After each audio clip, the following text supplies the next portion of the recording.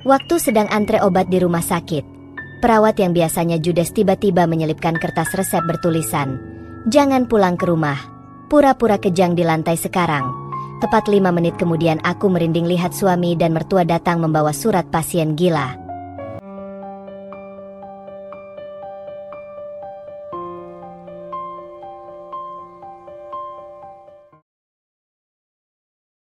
Pagi itu datang seperti biasa, tidak membawa sesuatu yang istimewa, namun juga tidak pernah benar-benar terasa ringan bagi Riana. Cahaya matahari masuk melalui celah jendela kecil di ruang tamu, menyusup perlahan ke dalam rumah sederhana yang ia tempati bersama suaminya. Rumah itu tidak besar, hanya terdiri dari 2 kamar, 1 ruang tamu yang menyatu dengan ruang makan, dan dapur kecil di bagian belakang. Dindingnya dicat warna krem yang mulai memudar di beberapa bagian, namun selalu tampak bersih karena Riana tak pernah membiarkan debu menetap terlalu lama. Riana sudah bangun sejak subuh. Seperti biasanya, ia memulai hari dengan menyapu lantai, lalu mengepel hingga lantai mengilap. Tangannya bergerak cepat, terlatih, seolah semua kegiatan itu telah menjadi bagian dari dirinya. Setelah itu, ia menuju dapur, menyalakan kompor, dan mulai memasak sarapan sederhana. Nasi hangat, telur dadar, dan sambal yang ia buat sendiri. Tidak ada yang istimewa, tetapi ia selalu memastikan rasanya cukup untuk membuat suaminya tidak mengeluh. Di sudut dapur, sebuah mesin jahit tua berdiri kokoh. Mesin itu sudah menemaninya bertahun-tahun. Suaranya khas, berderit pelan setiap kali pedal diinjak.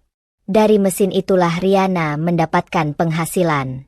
Tidak besar, bahkan seringkali tidak cukup untuk memenuhi kebutuhan yang semakin hari terasa semakin berat. Namun Riana tidak pernah benar-benar mengeluh.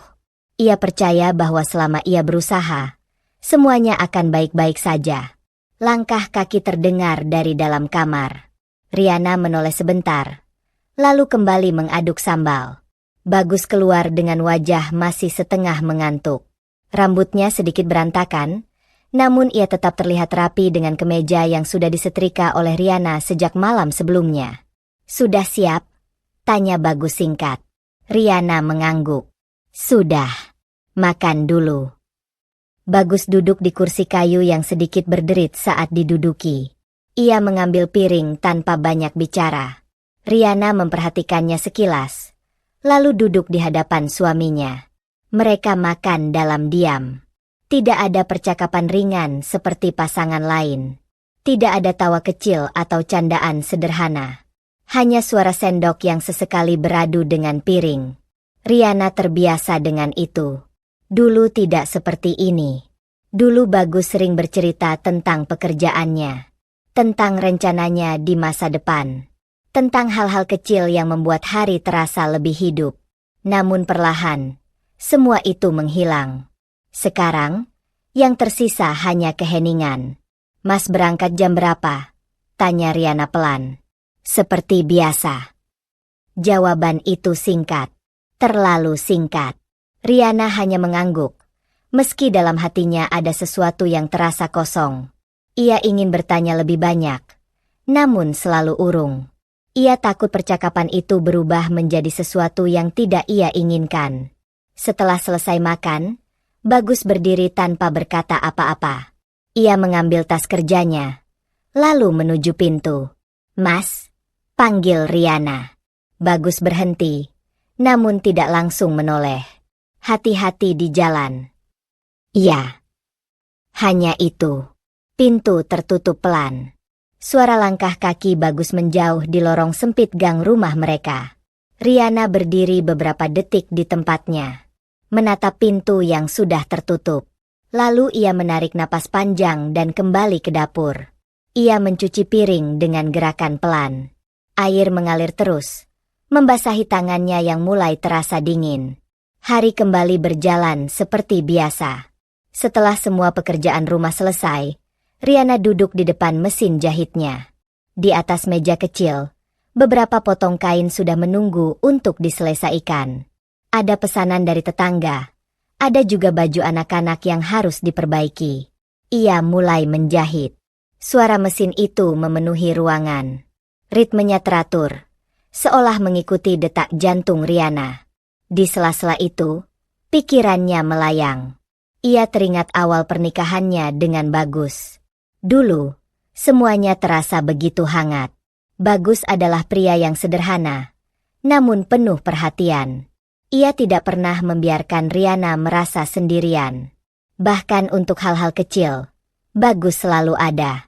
Kalau capek, istirahat dulu, katanya dulu. Kalau ada masalah, cerita sama aku, katanya lagi. Kalimat-kalimat itu masih teringat jelas. Namun sekarang, semuanya terasa berbeda. Riana tidak tahu kapan perubahan itu mulai terjadi. Tidak ada kejadian besar. Tidak ada pertengkaran hebat. Semuanya berubah secara perlahan. Hampir tidak terasa. Sampai akhirnya ia menyadari bahwa mereka tidak lagi seperti dulu. Benang yang ia pegang terlepas dari jarum. Riana menghela napas pelan, lalu memasangnya kembali. Ia mencoba fokus pada pekerjaannya. Menjelang siang, seorang tetangga datang mengambil pesanan. Riana menyambutnya dengan senyum. "Sudah jadi, Mbak?" tanya wanita itu. "Sudah," jawab Riana sambil menyerahkan baju yang sudah dilipat rapi. Wanita itu memeriksa sebentar, lalu mengangguk puas. "Bagus, seperti biasa." Riana tersenyum kecil. "Terima kasih." Setelah transaksi selesai, rumah kembali sepi. Riana duduk lagi di kursinya. Ia menatap ruangan itu. Sederhana. Namun ia selalu berusaha membuatnya terasa hangat. Ia mengganti gorden secara berkala meski harus menyisihkan uang sedikit demi sedikit. Ia menata ulang perabot agar tidak terlihat sempit. Ia bahkan menanam beberapa bunga kecil di depan rumah, meski tanahnya tidak terlalu subur. Semua itu ia lakukan karena satu alasan. Ia ingin Bagus merasa nyaman pulang. Ia ingin rumah itu menjadi tempat yang selalu dirindukan. Sore hari mulai datang. Langit berubah warna menjadi jingga. Riana kembali ke dapur, menyiapkan makan malam. Ia memasak lebih banyak dari biasanya, berharap mungkin hari ini Bagus akan makan dengan lahap seperti dulu. Waktu berjalan. Jam di dinding menunjukkan pukul 7 malam. Bagus belum pulang. Riana duduk di kursi, menunggu. Ia tidak menyalakan televisi. Ia hanya duduk diam, sesekali melihat ke arah pintu. Pukul 8. Belum ada kabar. Riana mengambil ponselnya. Ia menatap layar beberapa detik, lalu membuka pesan. Ia mengetik, "Mas, pulang jam berapa?" Ia menatap pesan itu cukup lama sebelum akhirnya menekan kirim. Beberapa menit berlalu. Tidak ada balasan. Riana menarik napas pelan. Ia meletakkan ponselnya di meja. Pukul 9 malam. Baru terdengar suara langkah kaki di luar. Pintu terbuka. Bagus masuk dengan wajah lelah. Ia tidak menatap Riana. Langsung menuju kamar. "Mas," panggil Riana. Bagus berhenti sebentar. "Sudah makan?" tanya Riana. "Sudah." Jawaban itu membuat Riana terdiam. Ia menatap meja makan yang sudah ia siapkan sejak sore. Makanan yang masih utuh. Hangat yang kini terasa sia-sia. "Kenapa tidak bilang?" tanyanya pelan. Bagus tidak menjawab. Ia hanya masuk ke kamar dan menutup pintu. Riana berdiri di ruang makan. Tangannya menggenggam ujung meja. Ia tidak marah. Namun ada sesuatu yang terasa mengganjal. "Malam itu, Riana makan sendirian. Ia makan perlahan, meski sebenarnya tidak terlalu lapar. Setelah itu, ia membereskan meja, mengusai piring, lalu mematikan lampu ruang tamu. Ia masak ke kamar. Bagus sudah tidak, atau setidaknya berpura-pura tidak. Riana berbaring di sisi tempat tidak. Ia memandang langit-langit. Ada banyak hal yang ingin ia tanyakan. Namun semua itu tetap tertahan. Hari-hari berikutnya berjalan dengan pola yang hampir sama. Pagi yang sunyi. Siang yang sibuk. Sore yang penuh harapan. Dan malam yong sering baraka dengan kesua. Riana tetap menjalani semuanya. Ia tetap memasak, membersihkan rumah, dan menjahit. Ia tetap tersenyum saat bertemu tetangga. Ia tetap menyopa bagus dengan lembut. Namun di dalam dirinya, perlahan mulai muncul perasaan yang sulit ia jelaskan. Seperti ada jarak. Seperti ada sesuatu yang hilang. Suatu saat ia sedang menjahit, jarumnya tiba-tiba menusuk jarinya. Riana tersentak. Darah kesal muncul di ujung jarinya. Ia menatapnya sebentar. Rasa sakitnya tidak seberapa. Namun entah kenapa, ia merasa itu lebih dari sekadar luka kesal. Ia mengambil kain, menekan jarinya, lalu kembali melanjutkan pekerjaannya. Malam itu, bagus pulang lebih awal dari biasanya. Riana sedikit terkejut. Ia langsung menyambutnya. Mos sudah pulang? Bagus mengangguk. Ada apa? Tanya Riana. Tidak ada. Namun nada suaranya terdengar berbeda. Dinjin. Riana mencoba tersenyum. Aku mosek. Mau makan sekarang. Bagus menatapnya sebentar. Ayah. Mereka makan bersama. Namun suasananya tetap sama. Sepi. Setelah makan, bagus duduk di ruang tamu, memainkan ponselnya. Riana memperhatikannya dari depan. Ia ingin duduk di sampingnya. Ia ingin berbicara. Namun langkahnya terhenti. Ada rasa ragu yang tidak bisa ia jelaskan.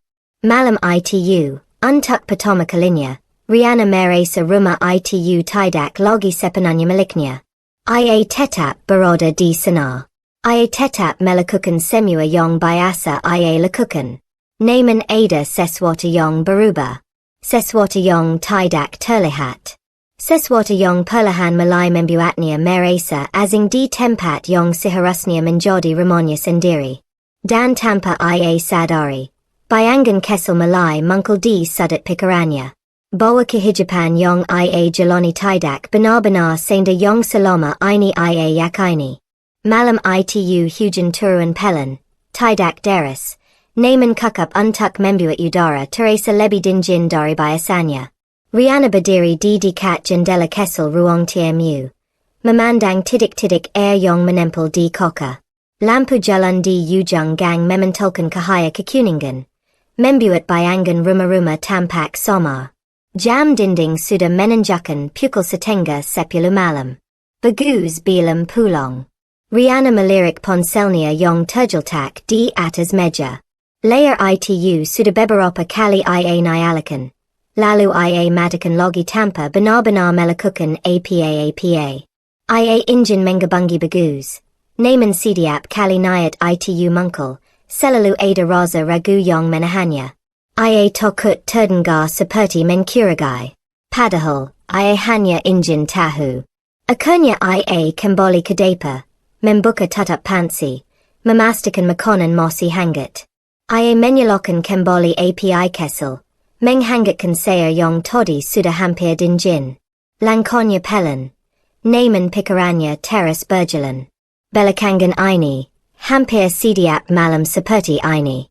Bagus pulang larut. Selalu dengan alasan pekerjaan. Riana berusaha memperkayai. Ia terus menjenggat dirinya sendiri bahwa suaminya bekerja keras. Bahwa mungkin memang ada tuntutan yang membuatnya harus pulang lebih malam. Namun, ada sesuatu yang terasa berbeda.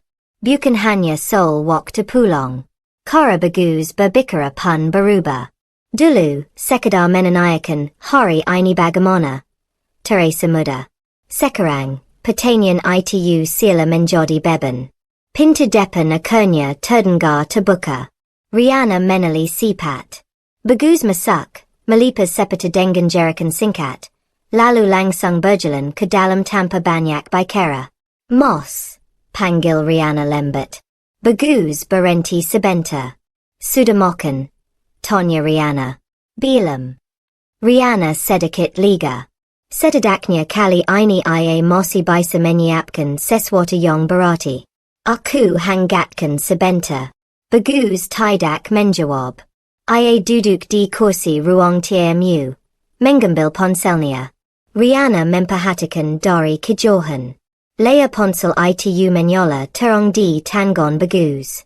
Yari jarinya bergerak cepat. Sila sedang membahas sesuatu dengan serius. Saat Riana datang membawa makanan, Bagus langsung menyerangkan ponselnya. Jerikannya cepat. Terlalu cepat. Sila tidak ingin terlihat. Riana pura-pura tidak menyadari. Ia meletakkan piring di depan suaminya. Makan dulu. Bagus mengangguk singkat. Mereka kembali makan dalam suasana sunyi. Namun kali ini, ada sesuatu yang berbeda. Riana merasa seperti sedang duduk dengan orang asing. Ia mencoba membuka percakapan. Kerjaan lagi banyak ya mas? Bagus tidak langsung menjawab. Ia mengunyah sebentar lalu berkata, biasa. Jawaban itu menggantung. Riana menatapnya. Berharap ada penjelasan lebih. Namun tidak ada. Ia kembali diam. Beberapa detik kemudian, ponsel Bagus bergetar di atas meja. Layar menyala. Menampilkan notifikasi pesan. Refleks. Mata Riana sempat melihat sekilas. Namun sebelum ia bisa membaca dengan jelas, Bagus langsung mengambil ponselnya dan membalikkan layar ke bawah. Jerikannya cepat. Dan tegas. Riana menunduk. Pura-pura tidak melihat. Namun hatinya terasa sedikit bergetar. Itu bukan pertama kalinya. Beberapa hari terakhir, Bagus selalu seperti itu. Setiap kali ada pesan masuk, ia langsung menjauhkan ponselnya. Atau membawa ponsel itu ke kamar. Atau bahkan keluar sebentar untuk menjawab telepon. Riana mencoba menenangkan dirinya. Mungkin itu hanya urusan pekerjaan. Ia tidak ingin berpikir buruk. Ia tidak ingin menjadi istri yang penuh curiga. Setelah makan, Bagus berdiri. Aku mau mandi. Riana mengangguk. Ayah. Begitu Bagus masuk ke kamar mandi, Riana membereskan meja.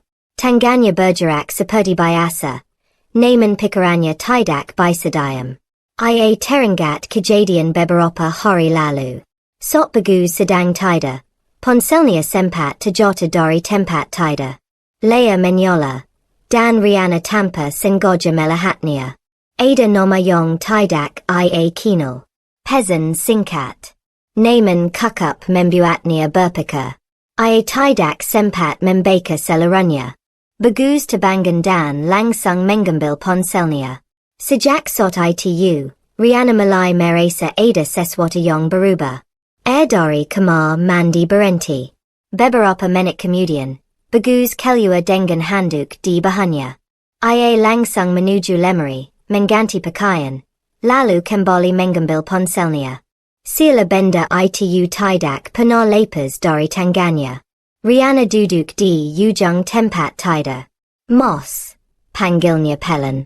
Bagus menali. Ada apa? Riana menatapnya beberapa detik. Ia ingin bertanya. Banyak hal yang ingin ia keluarkan. Namun kota-kota itu terasa berat. Tidak apa-apa, katanya akhirnya. Bagus mengangguk. Lalu kembali menatap ponselnya. Percakapan itu berakhir bahkan sebelum benar-benar dimulai. Malam semakin larut.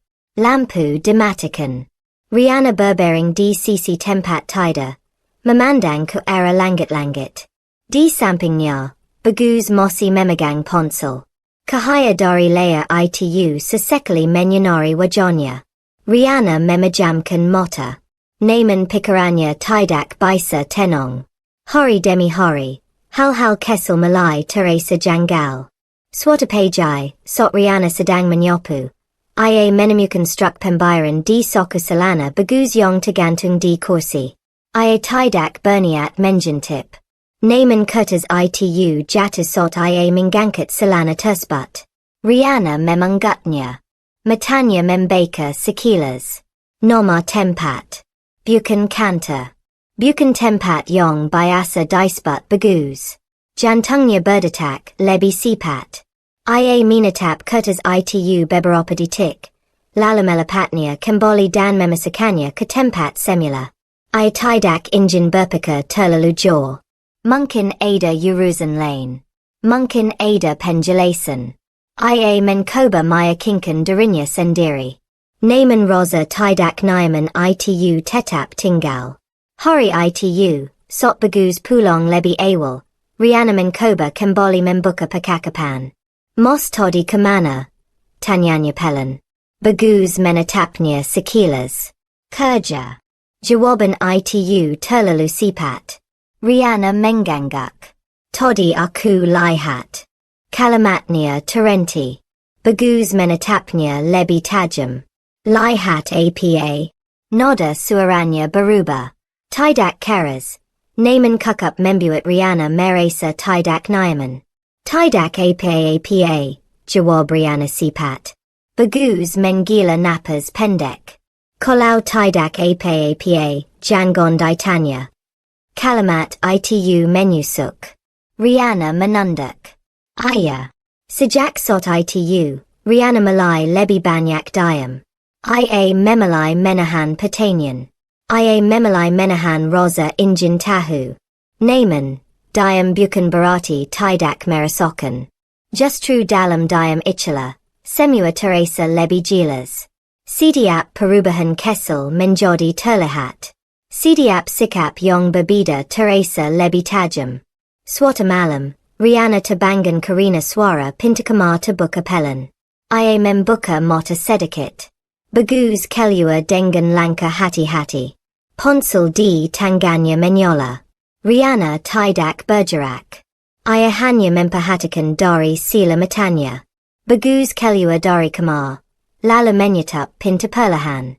Beberapa detik kemudian, terdengar suara pelan dari luar.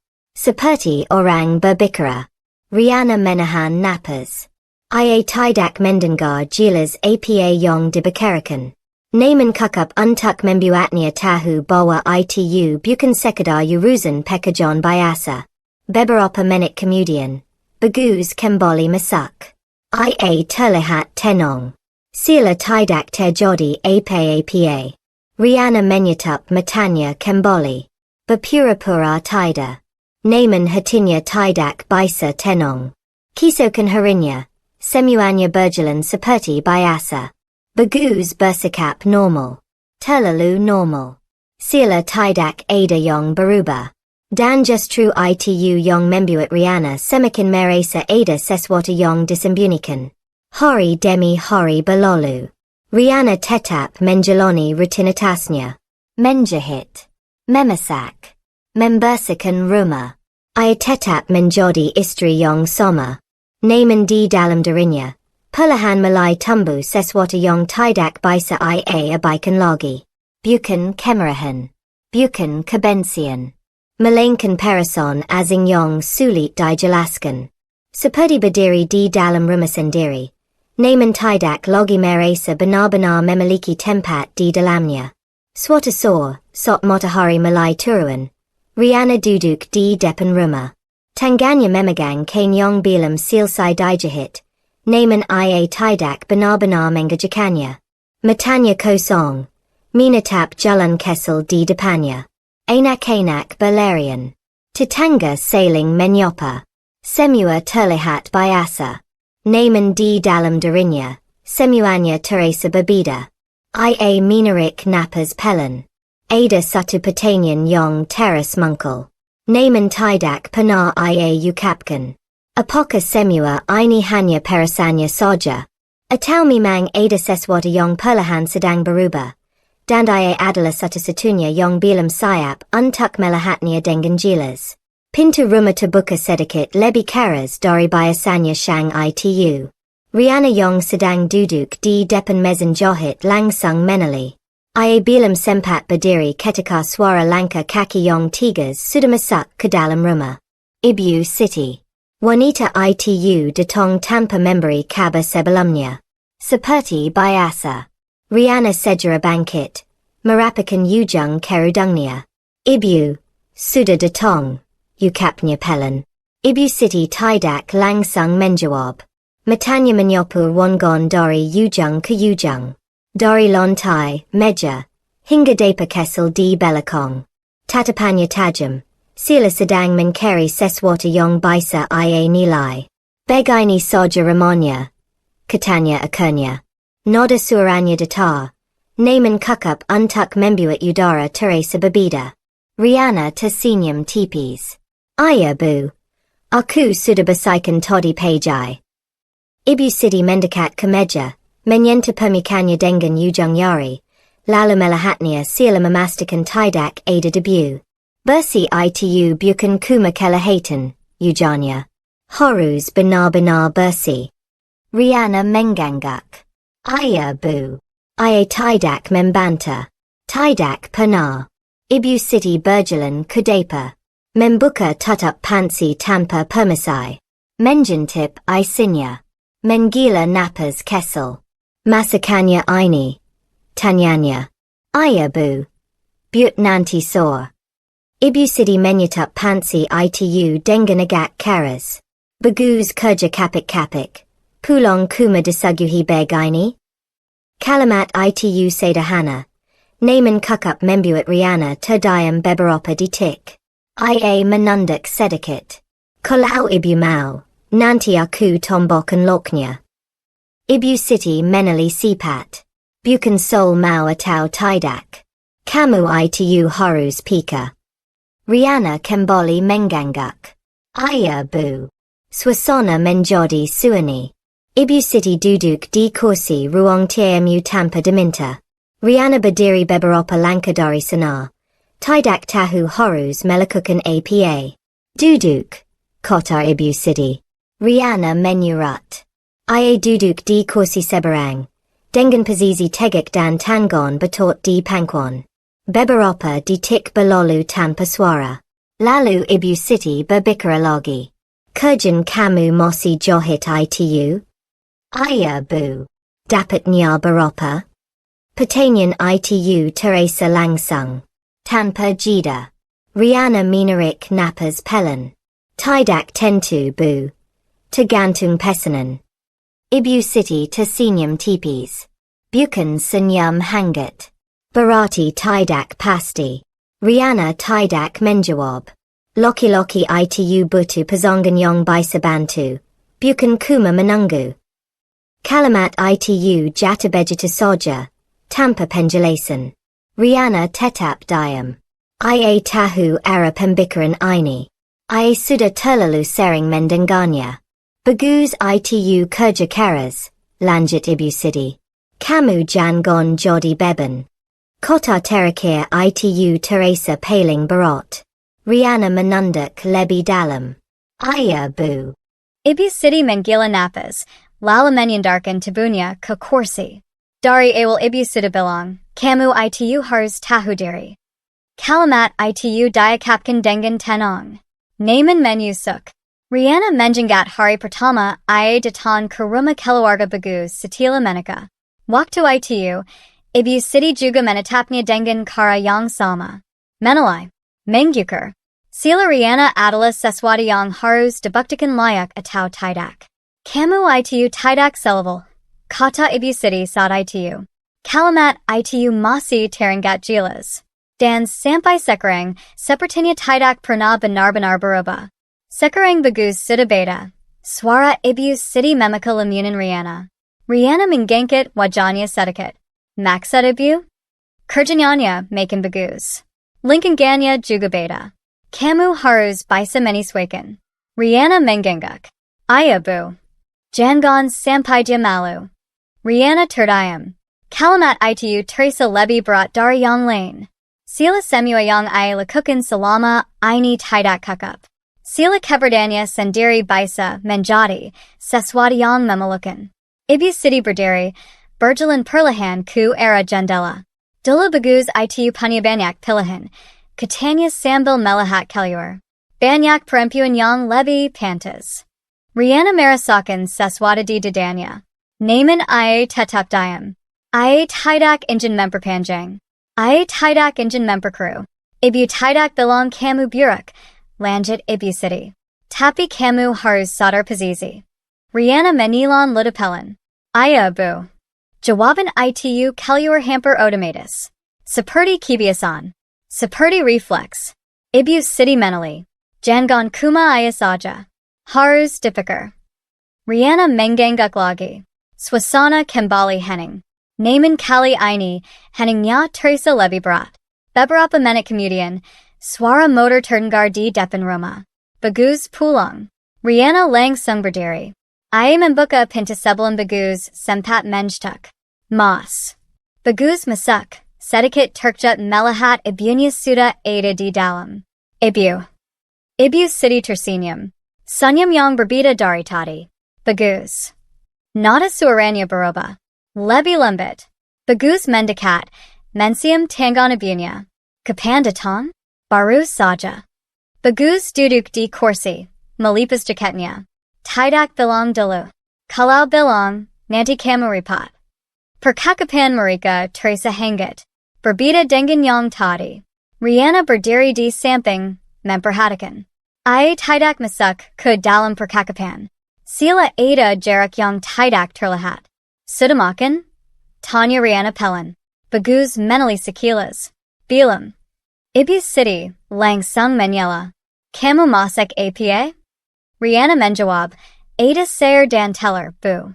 Ibu sedih menggeleng kesal. Kuma itu? Bagus tidak berkata, apa. Namun ekspresinya, berubah sedikit. Riana melihat itu. Ia langsung ke dapur, mengambil piring, dan menyajikan makanan. Tangannya bergerak cepat, meski hatinya terasa tidak tenang. Saat mereka makan, Riana duduk sedikit menjauh. Ia tidak banyak bicara. Ibu sedih yang lebih sering berbicara dengan Bagus. Tentang pekerjaan. Tentang orang-orang yang Bagus temui. Tentang hal-hal yang tidak Riana ketahui. Sesekali, ibu sedih melirik ke arah Riana. Tatapan yang sulit dijelaskan. Sila ingin mengatakan sesuatu tanpa kata. Setelah makan, Bagus berdiri. Aku ke kamar dulu. Ibu sedih mengangguk. Ayah. Riana membereskan meja sendirian. Suara piring berada pelan. Air mengalir dari Karen. Ia melakukan semirannya seperti biasa. Namun kali ini, ada sesuatu yang berbeda. Yukapan, ibu sedih tadi masih terjiang. Kamu harus tahu diri. Jangan jadi beban. Jangan sampai dia malu. Kalimat-kalimat itu berputar di kepalanya. Ia mencoba mengabaikan. Namun tidak bisa. Malam itu, ibu sedih memutuskan menginap. Tanpa bertanya. Tanpa meminta izin. Riana menyiapkan kamar. Mengganti spray. Menyiapkan air minum. Semua dilakukan dengan rapi. Saat ia keluar dari kamar, ibu sedih berdiri di depan pintu. Begini saja? Tanyanya. Riana sedikit terkejut. Ayah, bu, sudah, aku bersihkan. Ibu sedih masuk, melihat sekeliling. Kurang nyaman. Riana menunduk. Nanti aku tambah bantalnya. Ibu sedih tidak menjawab. Ia hanya duduk di tempat tidur. Riana berdiri beberapa detik, lalu keluar pelan. Ia kembali ke kamar. Bagus sudah duduk di tempat tidur, memainkan ponselnya. Mas, panggil Riana. Bagus tidak langsung menali. Ada apa?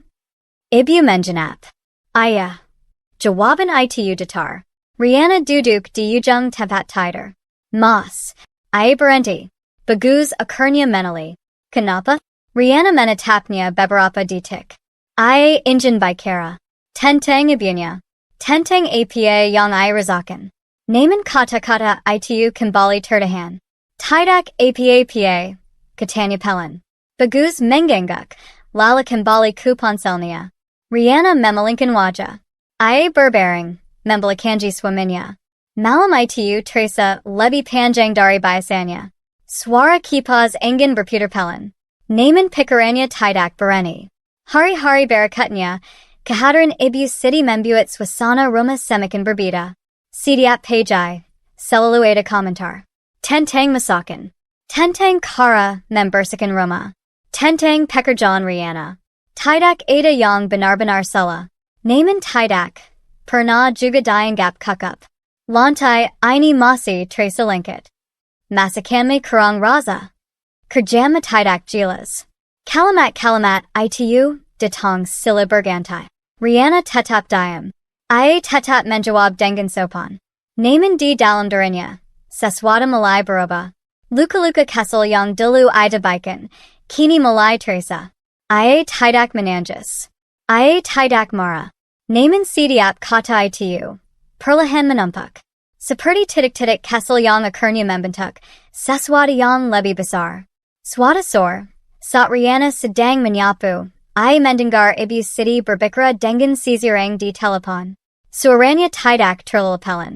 Bagus itu sebenarnya bisa dapat yang lebih baik. Rihanna terdiam. Sepenuhnya berhenti bergerak. Ia tidak mendekat. Namun cukup untuk mendengar. Ia yang lebih pantas. Yang bisa bantu dia. Rihanna menunduk. Tangannya menggenggam gagang sapa sedikit lebih erat. Yang sekarang ini begitulah. Kalimat itu diucapkan ringan. Sila tidak ada beban. Namun bagi Rihanna, itu terasa berbeda. Ia tidak bergerak. Ia tidak masuk. Ia hanya berdiri di tempatnya. Mendengarkan. Dan untuk pertama kalinya, ia tidak hanya merasa sedih. Ada sesuatu yang lain. Sesuatu yang perlahan tumbuh di dalam dirinya. Sesuatu yang tidak lagi bisa ia abaikan begitu saja. Pajai itu datang tanpa suara, namun terasa lebih berat dari biasanya. Rihanna sudah bangun sejak subuh, seperti hari-hari sebelumnya. Namun langkahnya tidak lagi seringan dulu. Ada sesuatu yang menempel di pikirannya, membuat setiap gerakan terasa lebih lambat, lebih berhati-hati. Ia menyapu lantai, menjelat meja, lalu masuk ke dapur. Semua dilakukan seperti rutinitas yang sudah ia hafal di luar kepala. Namun kali ini, ia tidak lagi merasakan ketenangan dari pekerjaan itu. Dari kamar, suara ibu Siti sudah terdengar. Rihanna. Panggilan itu singkat, tapi cukup membuat Rihanna langsung menghentikan kegiatannya. Iya, Bu. Jawabnya sambil berjalan cepat ke arah kamar tamu. Ibu Siti sudah duduk di tepi tempat tidur, wajahnya tampak tidak puas. Air panasnya mana? Tanyanya. Sudah aku siapkan di dapur, Bu. Ibu Siti menggila napas pendek. Kenapa tidak dibawa ke sini? Rihanna terdiam sesaat. Saya kira ibu mau keluar kamar. Jangan kira-kira. Kalau tidak tahu Tonya. Rihanna mengangguk pelan. Iya, Bu. Saya ambilkan sekarang. Ia berbalik menuju dapur. Tangannya sedikit gemetar saat mengambil termos air panas. Bukan karena takut, melainkan karena lila menahan perasaan yang teras dipendam. Saat ia kembali, Ibu Siti sudah berdiri, memperhatikan kamar dengan tatapan kritis. Gordon ini sudah lama ya, katanya. Baru beberapa bulan, Bu. Kelihatan kusam. Rihanna tidak menjawab. Ia hanya meletakkan termos di meja kecil, lalu mundur satu langkah. Hari itu baru dimulai. Tapi Rihanna sudah merasa lelah. Menjelang siang, Rihanna duduk di depan mesin jahit. Kain yang harus ia kerjakan menumpak, namun pikirannya tidak fokus. Suara mesin yang biasanya menenangkan, kini terasa seperti bunyi yang mengganggu. Dari ruang tamu, suara Ibu Siti kembali terdengar. Kamu ini kalau duduk saja, kerjaan rumah selesai semua? Rihanna menghentikan mesin jahitnya. Saya lagi menyelesaikan pesanan, Bu. Ibu Siti mendekat. Pesanan? Berapa yang kamu dapat dari itu? Rihanna menarik napas pelan. Tidak banyak, Bu.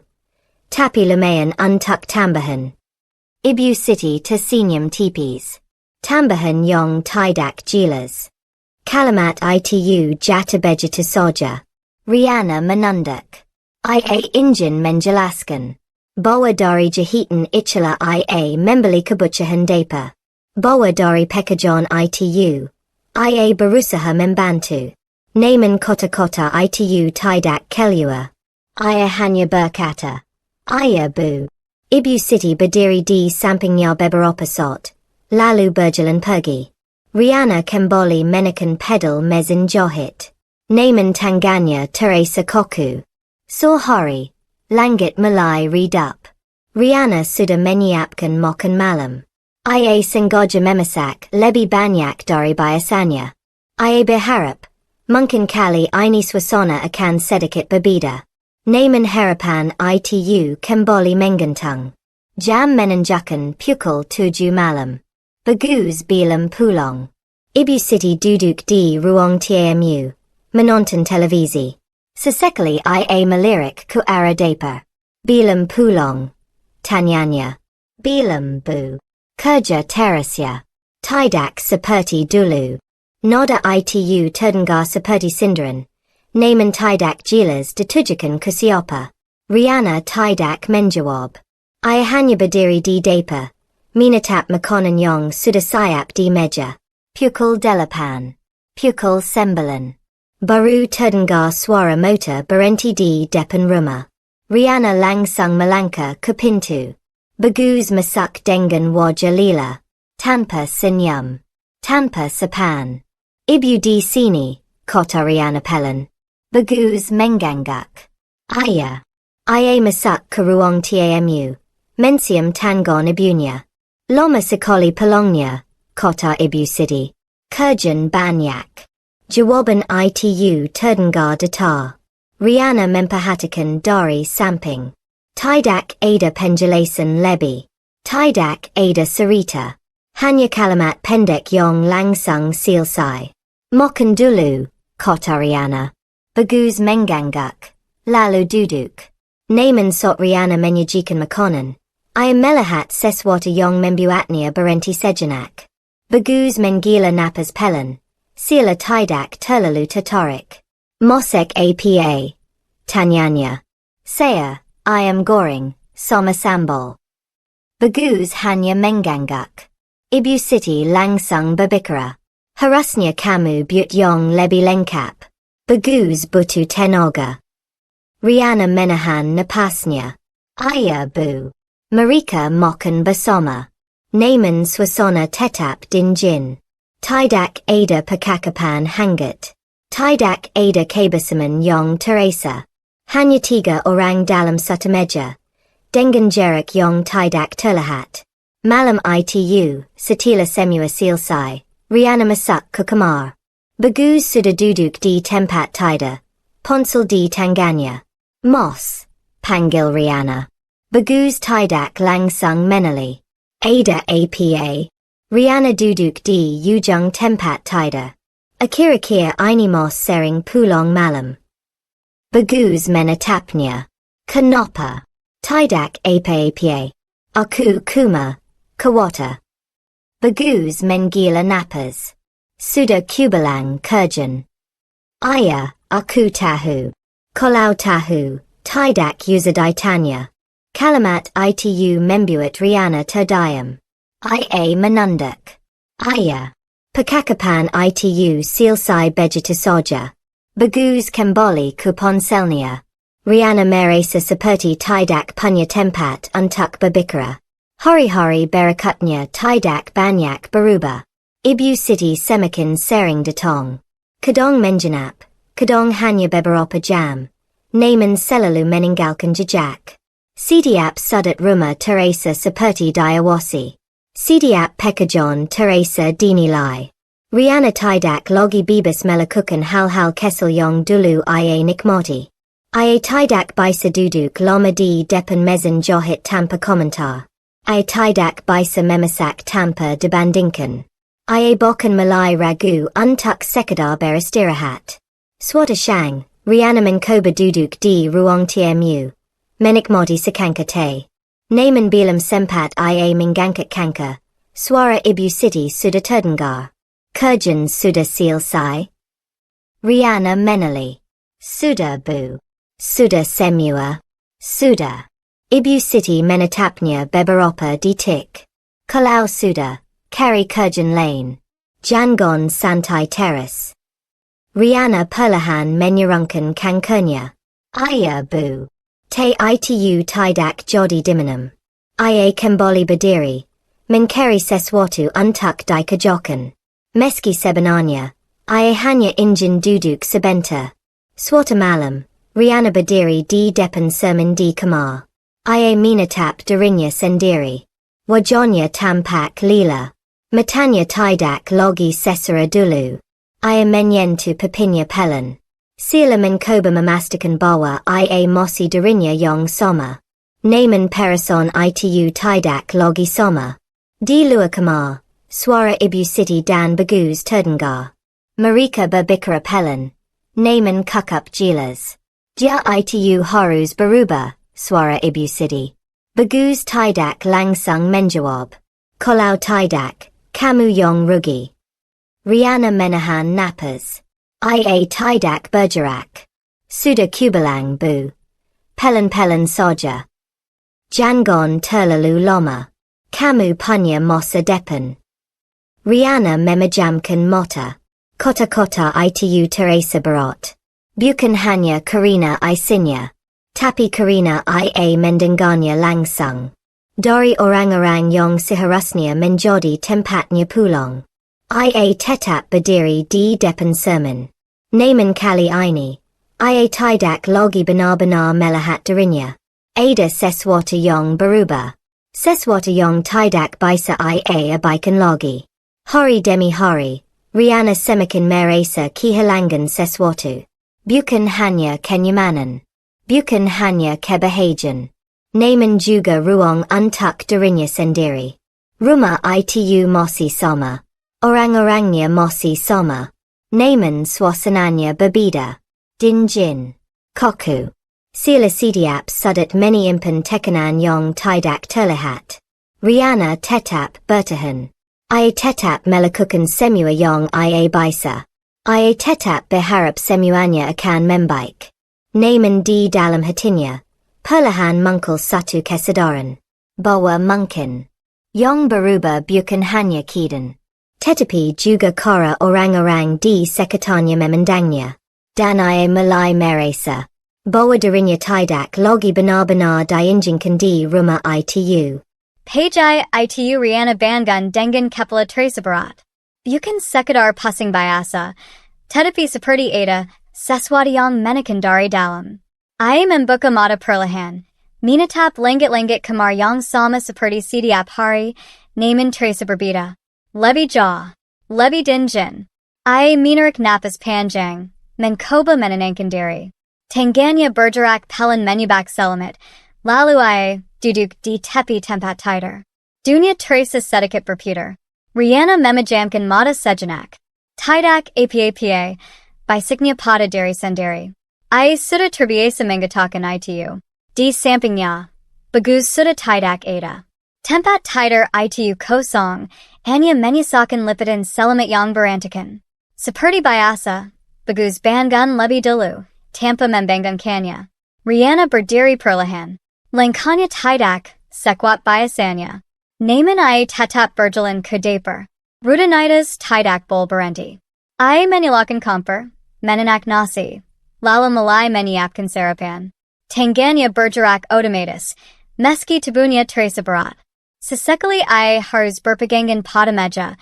Menahan rasa pusing yang datang tiba-tiba. Dari ruang tamu. Suara ibu Siti terdengar. Rihanna, airnya mana? Rihanna langsung menjawab, sebentar, Bu. Ia mengambil jelas, menyuangkan air. Lalu membawanya dengan hati-hati. Setiap langkah terasa seperti membutakan usaha lebih. Saat ia sampai di ruang tamu, ibu Siti sudah duduk dengan wajah tidak sabar. Lama sekali, katanya. Rihanna meletakkan jelas di meja. Maaf, Bu. Ibu Siti melariknya sekilas. Kamu kenapa? Makamu pukit begitu. Rihanna tersenyum tipis. Tidak apa-apa Bu, cuma agak pusing sedikit. Ibu Siti menggila napas. Kalau cuma pusing, jangan dibuat seperti orang sakit. Kalimat itu sederhana. Namun cukup membuat Rihanna diam. Iya Bu. Ia kembali ke depan. Langkanya Semikan Pelin. Naman Ia Tidak Berendi. Menjling Shang. Rihanna Duduk di Depan Mezenjahit. Kain di Tanganya Hamper Sealsai. Naman Pandanganya, Malay Kabar. Ia Mencoba Focus. Naman Jaram Terlahat Seperti Bergerak Lebih Sipat Dari Biasanya. Kepalanya Kembali Teresa Barat. Ia Berhenti Sejenak. Menakan Pelapisnya. Sebentar saja. Gamamnya. Naman Saat Ia Mencoba Melanjutkan. Tanganya Sedikit Jematar. Jaram Hampir Menjanai Jarinya. Rihanna Minarik Napas Panjang. Ia Tidak Bolberendi. Masih Banyak Yang Harus Diselesaikan. Ia Kembali Menjanjak Pedal. Meski Perlahan. Suara Mezenjahit Terdengar Tidak Seimbang. Seperti Menjakuti Kondisi Tubuhnya. Dari Ruang Tamu. Suara Ibu Siti Kembali Terdengar. Kamu ini kalau kerja jangan setengah-setengah. Rihanna Menali. Iya bu. Kalau tidak kuat. Jangan dipaksakan. Nanti malah tidak jadi apa-apa. Nada itu terdengar seperti nasihat. Namun tidak benar-benar terasa seperti itu. Rihanna hanya mengangguk. Ia kembali menunduk. Menatap kain di tangannya. Matanya mulai terasa panas. Namun ia tidak menangis. Ia hanya menahan. Sore hari, tubuh Rihanna semakin lemah. Ia mencoba berdiri dari kursinya. Namun langkahnya goyah. Ia harus berpegangan pada meja agar tidak jatuh. Ia menarik napas panjang. Harus kuat. Bisiknya lagi. Ia berjalan ke dapur, mulai menyiapkan makan malam. Pisau di tangannya terasa lebih berat. Sayuran yang biasa ia potong dengan sipat. Kini membutuhkan waktu lebih lama. Setiap gerakan terasa lambat. Namun ia tetap melakukannya. Ia tidak ingin terlihat lemah. Ia tidak ingin memberi alasan untuk dinilai lagi. Saat sedang memasak, tiba-tiba pandangannya gelap sejenak. Rihanna terwayang. Tangannya refleks berpegangan pada meja. Pansi hampir terjatuh. Ia menutup mata. Mencoba menenangkan diri. Beberapa detik kemudian, ia membuka mata lagi. Segalanya kembali terlihat. Namun tubuhnya semakin lemas. Dari belakang, suara Ibu Siti terdengar. Kamu kenapa lagi? Rihanna menali pelin. Tidak apa-apa, bu cuma sedikit pusing. Ibu Siti menggeleng. Dari tadi pusing teras. Kerja saja tidak benar. Rihanna menunduk. Iya bu. Ia kembali mengaduk masakan. Meski tangannya tidak lagi stabil. Malam datang. Bagus pulang lebih lara dari biasanya. Rihanna sudah duduk di kursi ruang makan. Tubuhnya terasa sangat lila. Namun ia tetap menunggu. Pintu terbuka. Bagus masuk tanpa melihat ke arahnya. Ia langsung menuju kamar. Mas. Panggil Rihanna pelin. Bagus berhenti sebentar. Ada apa?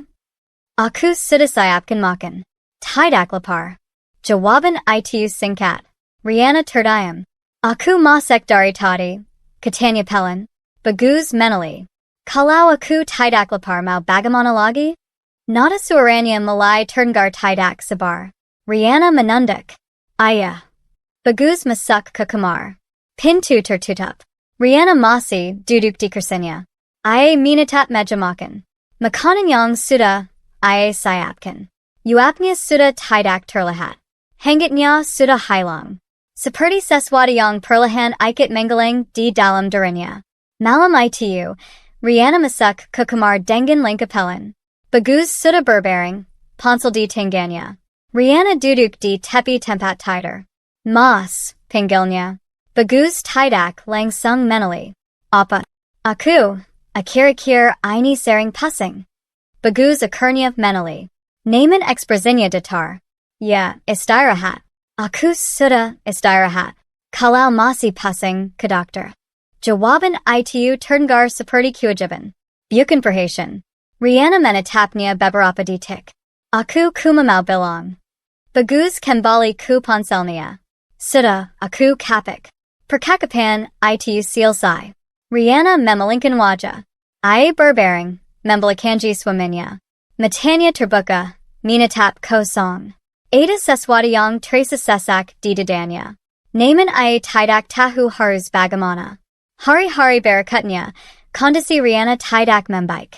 Justru Semakin Sering Ia Merasa Lemas. Kadang Saat Berjalan, Langkahnya Tidak Stable. Kadang Saat Duduk, Ia Merasa Seperti Kehilangan Tenaga. Namun Tidak Ada Yang Benar-Benar Memperhatikan. Ibu Siti Tetap Sama. Komentarnya Tidak Berubah. Kalau Tidak Kuat, Jangan Banyak Alasan. Perempuan itu harus tan. Jangan sedikit-sedikit menjelu. Riana Tidak Pernah Menjelu. Ia hanya diam. Namun diam, itu semakin berat. Bagus pun tidak banyak berubah. Ia tetap pulang larat. Tetap sibuk dengan ponselnya. Dan semakin jarang berbicara. Suatu malam, Riana mencoba berdiri dari tempat tidur. Namun tubuhnya tidak kuat. Ia hampir jatuh. Tangannya berpegangan pada lemari. Suara kesel terdengar. Bagus menali sekilas. Kamu kenapa? Aku pusing. Bagus menggila napas. Dari kemarin pusing teras. Riana terdiam. Aku benar-benar tidak enak badan. Bagus duduk. Kalau begitu ke dokter. Jangan kuma bilang. Nada itu terdengar seperti kesel. Bukan khawatir. Riana menunduk. Ayah.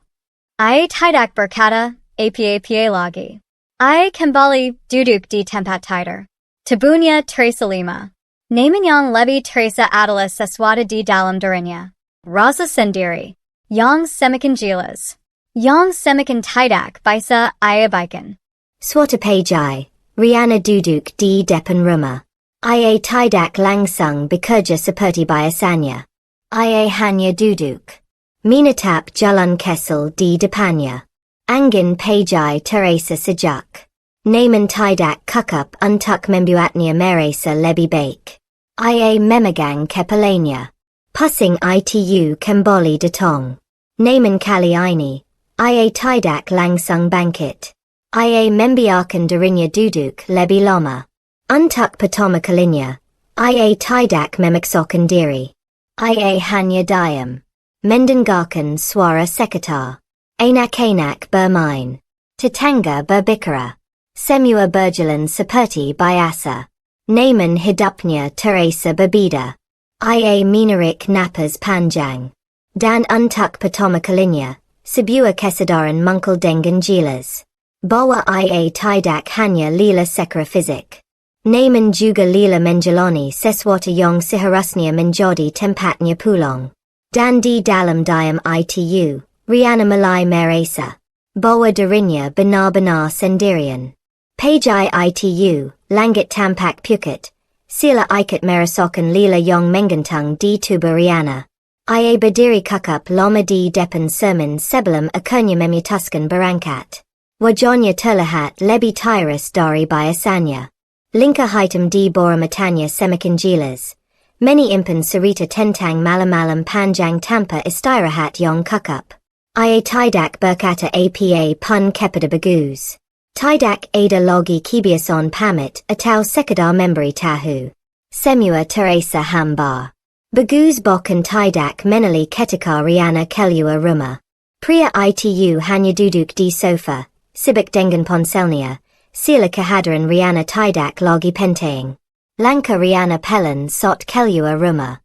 Kepalanya terasa berat. Tubuhnya ringan seperti kehilangan tenaga. Namun ia tetap berjalan. Memaksakan diri naik ojek online menuju rumah sakit terdekat.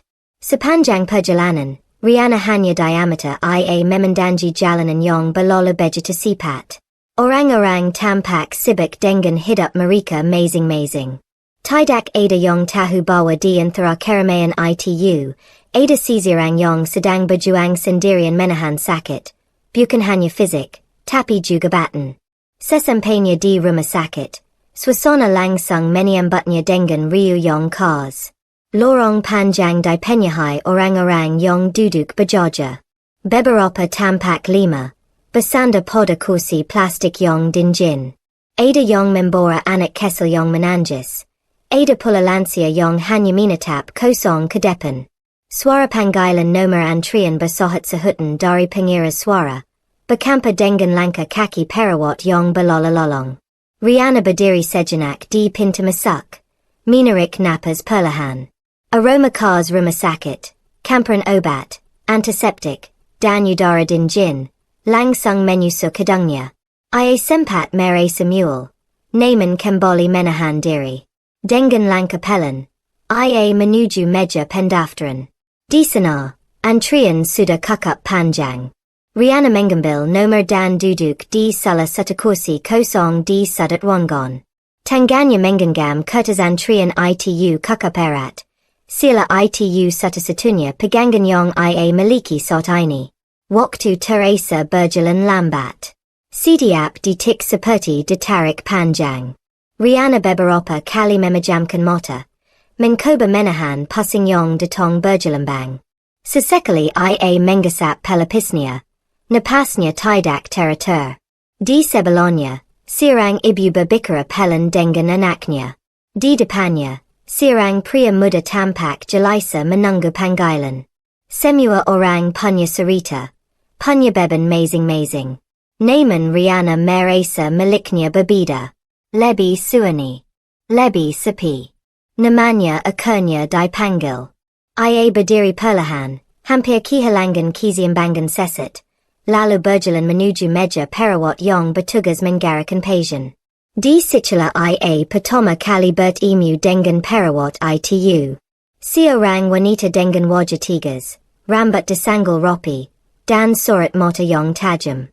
Seragamnya terlihat sangat rapi. Namun ekspresinya tidak menunjukkan kehangatan sedikit pun. Nama? Tanyanya singkat, tanpa menatap Riana. Riana? Jawabnya pelan. Lebih keras.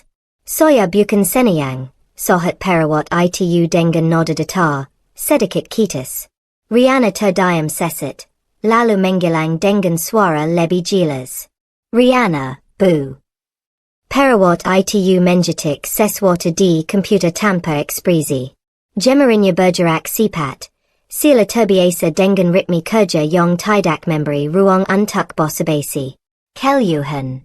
Pusing, sering lemas, kadang mual, jawab Riana, mencoba tetap tenang. Perawat itu akhirnya menatapnya. Tatapan yang menilai, tajam, dan sedikit tidak sabar. Sejak kapan? Sudah. Beberapa minggu. Baru sekarang kesini? Nada suaranya sedikit meninggi, bukan karena marah, tapi lebih seperti menyindir. Riana tidak langsung menjawab. Ia hanya menunduk. Jemarinya saling menggenggam. Perawat itu menggila napas pelan.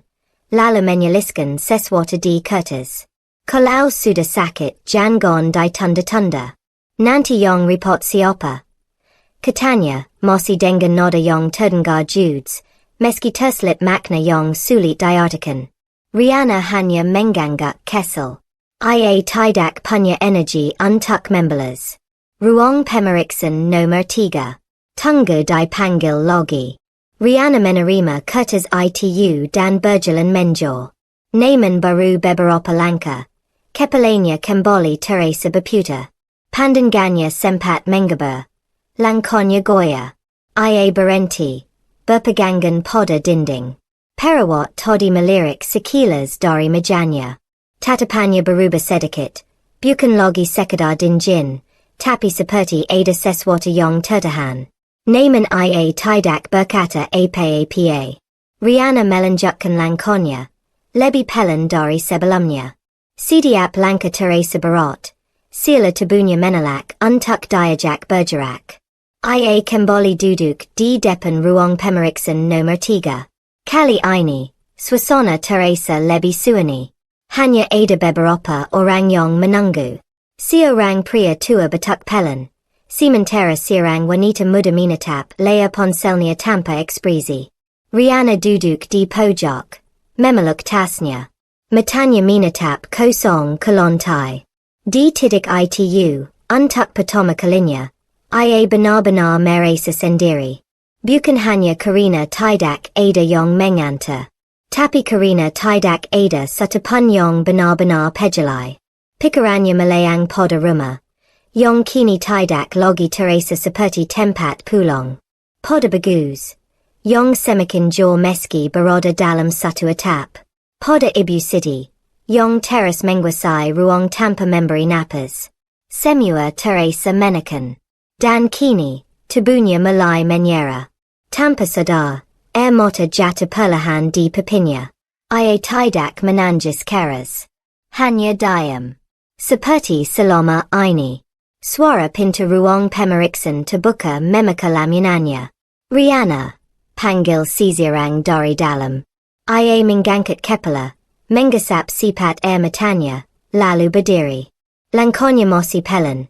Namun kali ini ada sesuatu yang berbeda. Bukan karena ia sudah kuat. Tapi karena ia tidak punya pilihan selain terus berjalan. Dan tanpa ia sadari. Pertemuan singkat dengan perawat Judes itu bukanlah kebetulan. Itu akan menjadi awal dari sesuatu yang perlahan mengubah hidupnya. Sesuatu yang tidak pernah ia duga sebelumnya. Pintu ruang pemeriksan tertutup perlahan di belakang Riana. Ruangan itu tidak terlalu besar. Namun terasa lebih tenang dibandingkan ruang tangga di luar. Cahaya lampu putih menyinari setiap sudut. Membuat semuanya tampak jelas. Terlalu jelas bahkan. Meja dokter di sisi kanan, ranjang pemeriksan di sisi kiri, serta lemari obat yang tertutup rapat. Riana berdiri sejenak. Menunggu instruksi. Namun yang pertama kali ia sadari bukanlah dokter yang duduk di balik meja. Melainkan perawat itu. Perawat yang tadi bersikap dingin di meja pendaftaran kini berdiri di dekat lemari. Memegang beberapa berkas. Ia menali perlahan saat Riana masuk. Dan lagi, tatapan itu. Lebih lama. Lebih dalam. Tidak sekadar menilai seperti sebelumnya. Melainkan seperti. Mencari sesuatu. Riana merasakan dadanya sedikit sesak. Bukan karena sakit. Tapi karena rasa tidak nyaman yang tiba-tiba muncul tanpa alasan jelas. Duduk, suara dokter akhirnya terdengar. Membuka keheningan. Riana menyurat. Duduk di kursi yang tersedia. Ia mencoba mengalihkan fokusnya pada dokter. Seorang pria paruh baya dengan ekspresi tenang. Namun, di sudut matanya. Ia masih bisa merasakan tatapan perawat itu. Sila tidak pernah benar-benar lepas darinya. Kelahannya apa? Tanya dokter sambil membuka catatan. Riana menarik napas pelan. Sering pusing, lemas, kadang mual, dok. Dokter mengangguk. Menuliskan sesuatu. Sudah berapa lama? Beberapa minggu. Pola makan bagaimana? Riana terdiam sesaat. Pertanyaan itu sederhana. Tapi jawabannya. Tidak. Tidak teratur. Jawabnya akhirnya pelan. Dokter kembali mengketat. Istirahat. Riana tersenyum tipis. Namun tidak menjawab. Dan itu sudah cukup menjadi jawaban. Di belakangnya, perawat itu masih berdiri. Namun kali ini, ia sedikit mendekat. Langkahnya pelan. Hampir tidak terdengar. Riana bisa merasakan kehadirannya semakin dekat. Coba berbaring di sana, ujar dokter, menunjuk ranjang pemeriksan. Riana berdiri perlahan. Kepalanya kembali terasa ringan. Namun ia tetap berjalan. Saat ia melewati perawat itu, untuk sesaat mereka berada sangat dekat. Dan di detik itu. Perawat itu berkata pelan. Sakitnya bukan cuma di badan, ya? Riana terhenti. Langkahnya membeku. Kalimat itu. Terlalu tepat. Terlalu dalam. Perlahan. Riana menali. Menatap perawat itu dengan kebingungan yang bercampur dengan sesuatu yang lain. Ketakutan. Maaf. Suaranya hampir berbisik. Namun perawat itu sudah kembali memasang ekspresi datanya. Sila tidak terjadi apa-apa. Cepat, jangan lama-lama, katanya singkat. Nada jedesnya kembali muncul. Riana tidak tahu harus merespons apa. Ia akhirnya berbaring di ranjang. Jantungnya berdetak sedikit lebih cepat. Pemeriksaan berlangsung seperti biasa. Tekanan dara diperiksa, beberapa pertanyaan tambahan diajukan. Dokter menjelaskan kemungkinan kelelahan, kurang nutrisi, dan stres. Semua terdengar logis. Masuk akal. Namun pikiran Riana tidak sepenuhnya di sana. I terus memikirkan kalimat itu. Sakitnya bukan cuma di badan, ya? Bagaimana orang asing bisa mengatakan hal seperti itu? Bagaimana ia bisa tahu? Setelah pemeriksaan selesai, dokter menuliskan resep dan menyarankan beberapa tes tambahan jika kondisi tidak membaik. Riana duduk kembali, menerima kertas itu dengan tangan yang sedikit gemetar. Jaga kondisi. Jangan terlalu dipaksakan, ujar dokter dengan nada lebih lembut. Riana mengangguk. Namun lagi-lagi, sebelum ia sempat berdiri, suara perawat itu kembali terdengar. Kamu kerja. Riana menali. Pertanyaan itu datang tiba-tiba. Iya, jawabnya singkat. Ambil cuti kalau perlu. Nada suaranya masih terdengar keras, tapi kali ini, tidak sepenuhnya dingin. Seperti ada sesuatu yang tersembunyi di baliknya. Riana menjeniit sedikit. Saya tidak bisa. Perawat itu menatapnya lagi. Kali ini lebih lama dari sebelumnya. Dan lebih jelas. Bukan sekadar melihat. Tapi benar-benar memperhatikan. Kamu mirip seseorang, katanya tiba-tiba. Riana terdiam. Siapa? Tanyanya pelan. Perawat itu tidak langsung menjawab.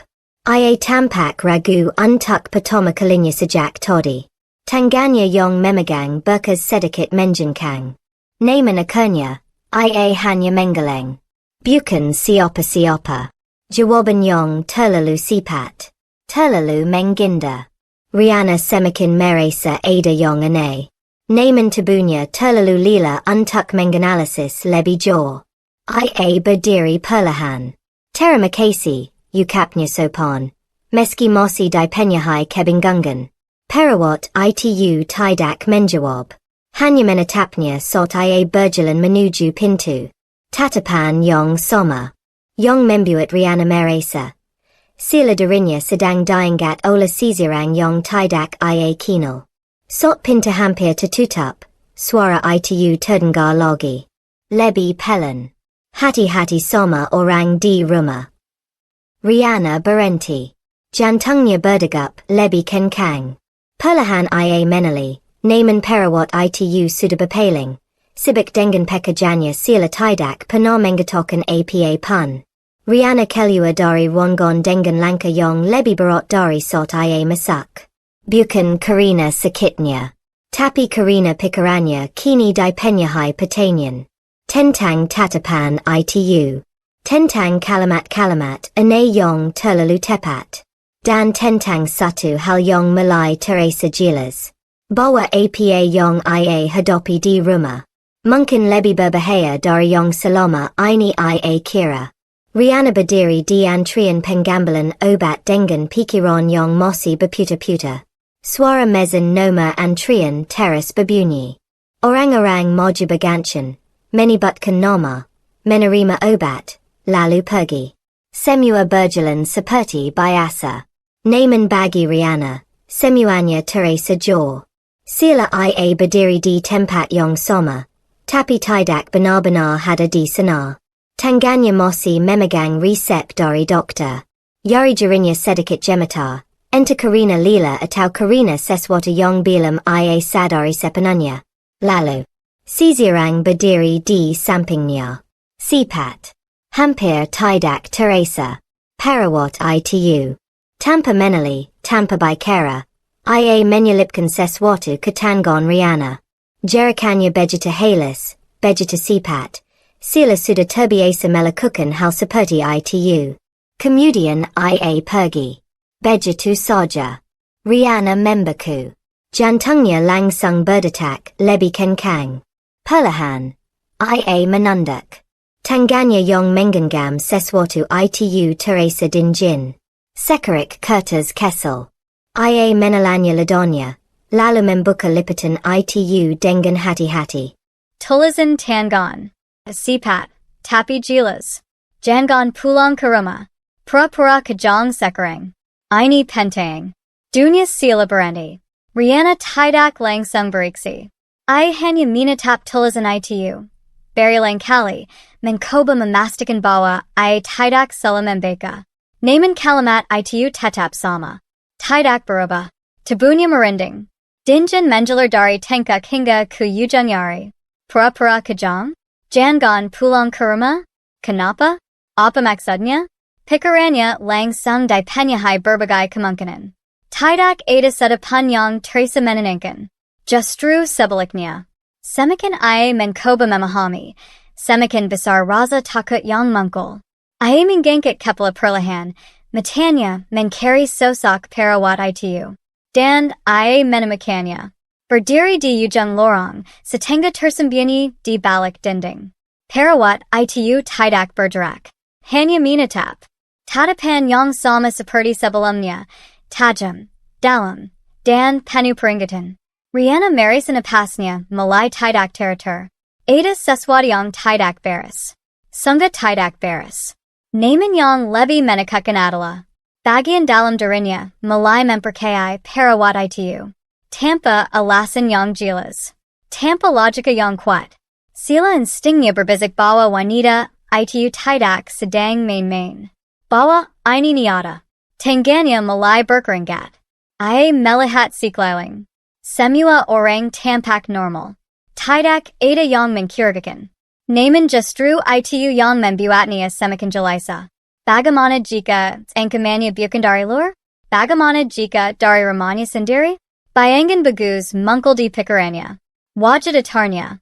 Nada suaranya yang dingin. Tatapan keselnya saat Riana terlihat lima. Lalu ibu sedih. Kata-katanya yang tajam. Kara I menggator segalanya.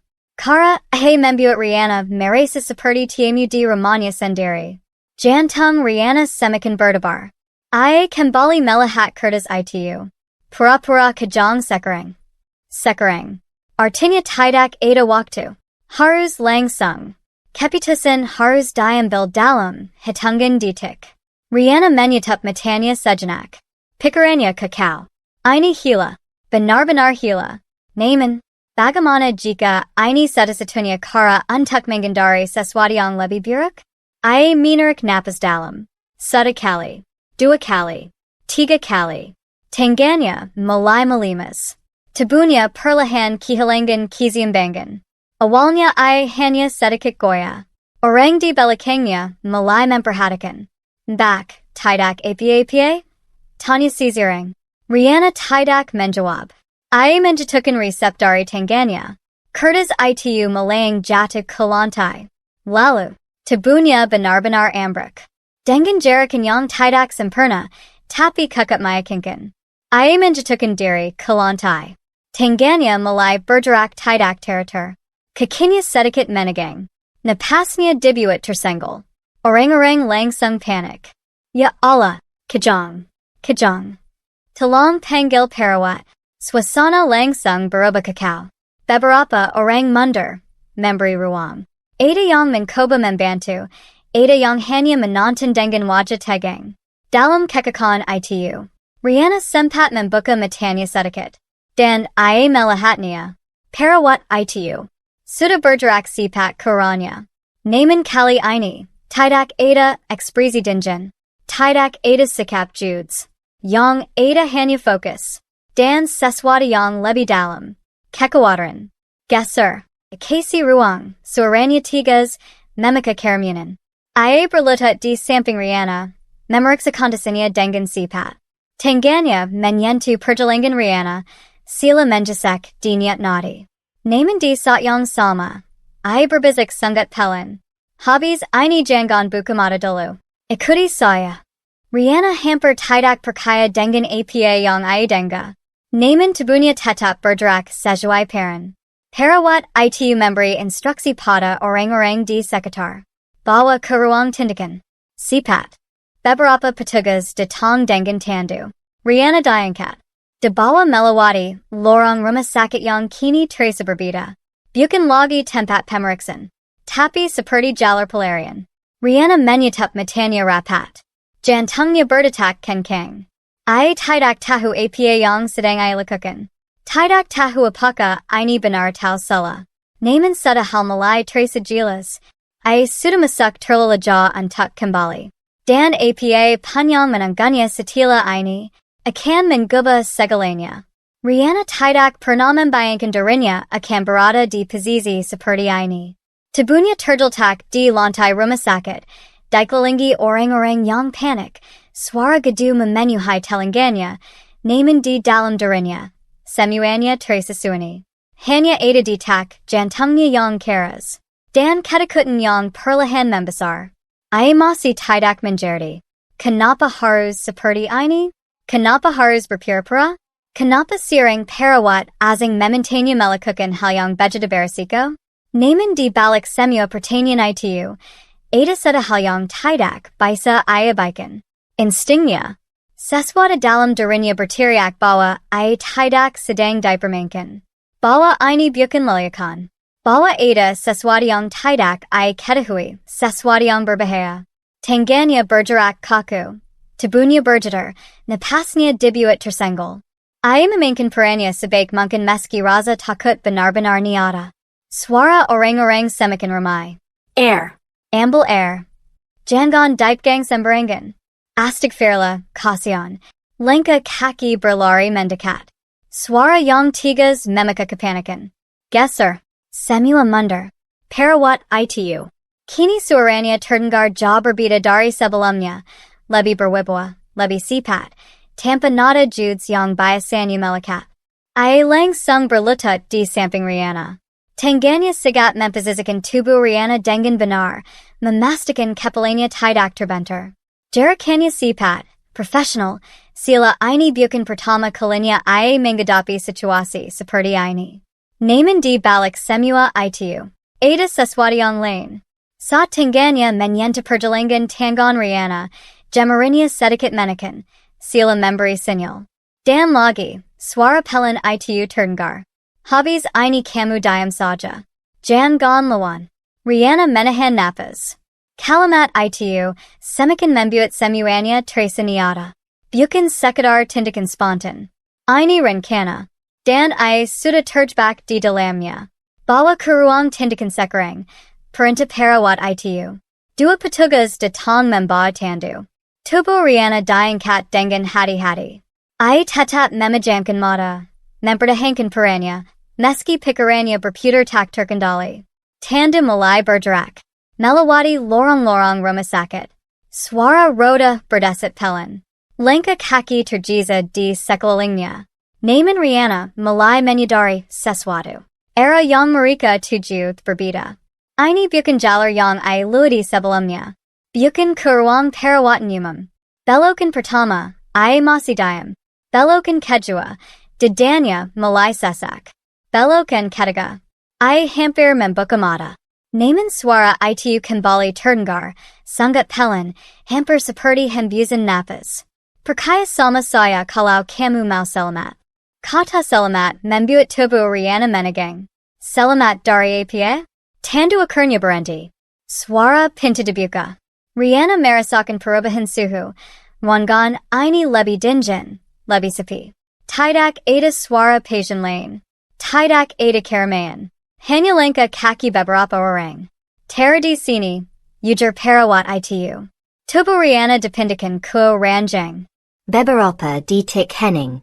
Lalu, pintu tertutup. Sunyi. Sangat sunyi. Sudah.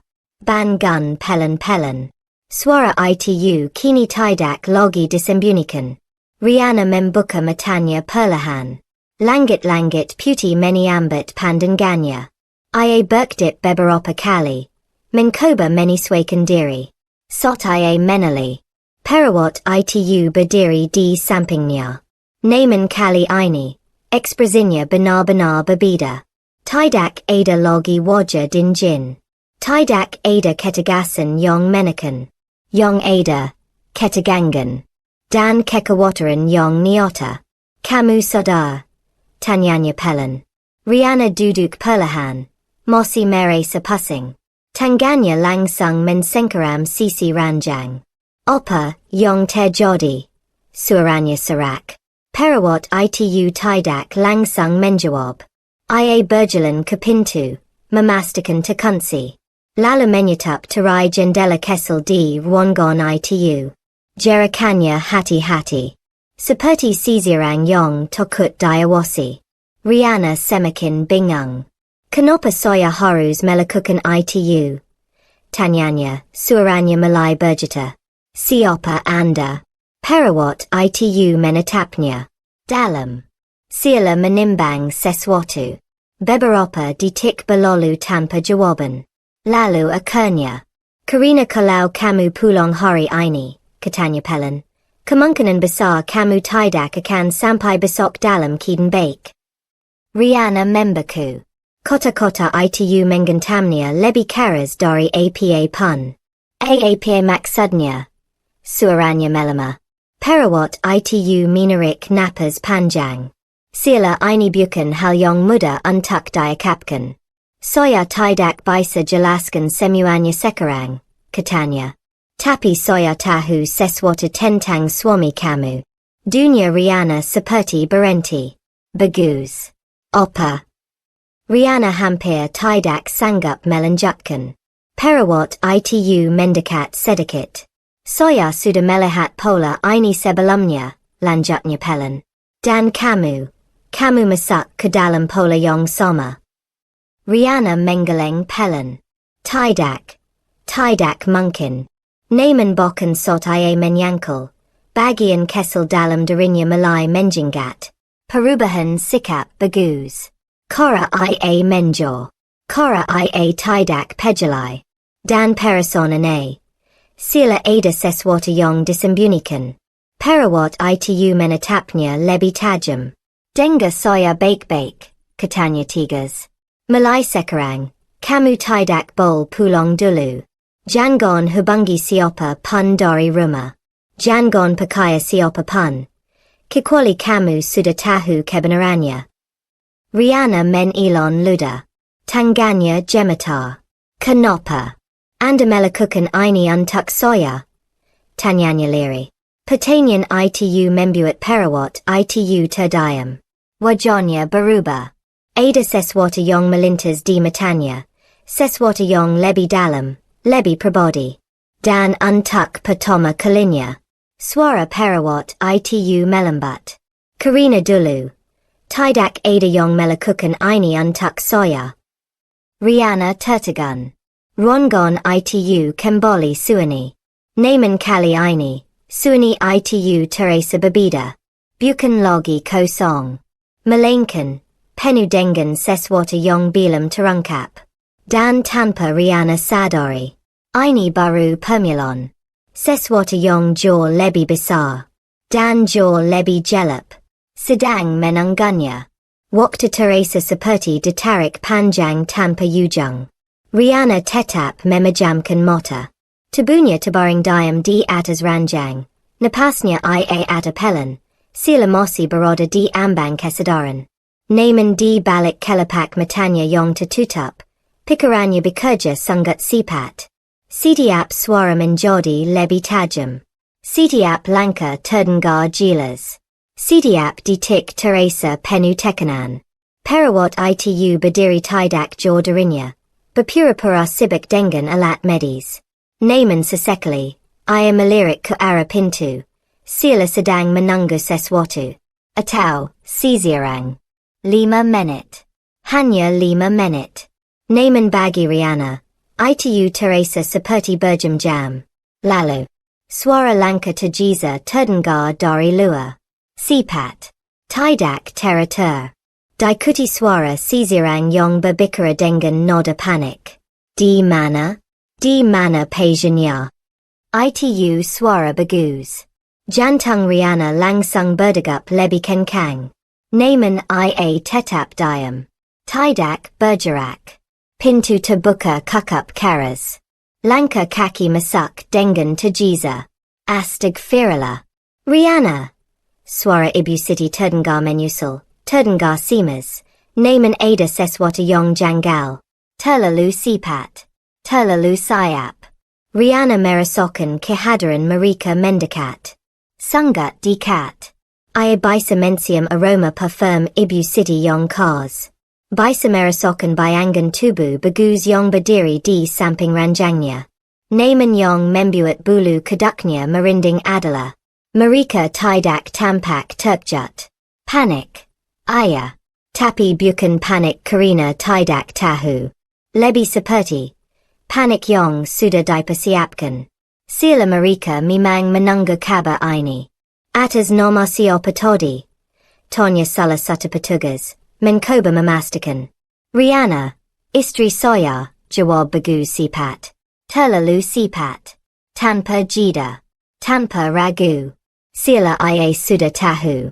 Perawat itu melangkah mendekat. Kini kembali dengan wajah dinginnya. Pasien mengalami kejang tiba-tiba di area farmasi, jelasnya singkat. Bagus mengangguk-angguk. Wajahnya dibuat simas. Kok bisa. Dia tadi bilang cuma pusing biasa. Gemamnya. Namun Riana mendengar sesuatu di balik suara itu. Tidak ada kepanikan yang tulus. Tidak ada kebingungan. Hanya acting. Ibu siti mendekat. Tangganya menyentuh lengan Riana. Sentuhan itu membuat tubuh Riana hampir bereaksi. Dingin. Tidak hangat seperti sentuhan seorang ibu. Kasihan sekali. Dari tadi memang kelihatan lima, ucap ibu siti lari. Namun kalimat itu terasa seperti penyeton. Bukan kekhawatiran. Riana semakin yakin.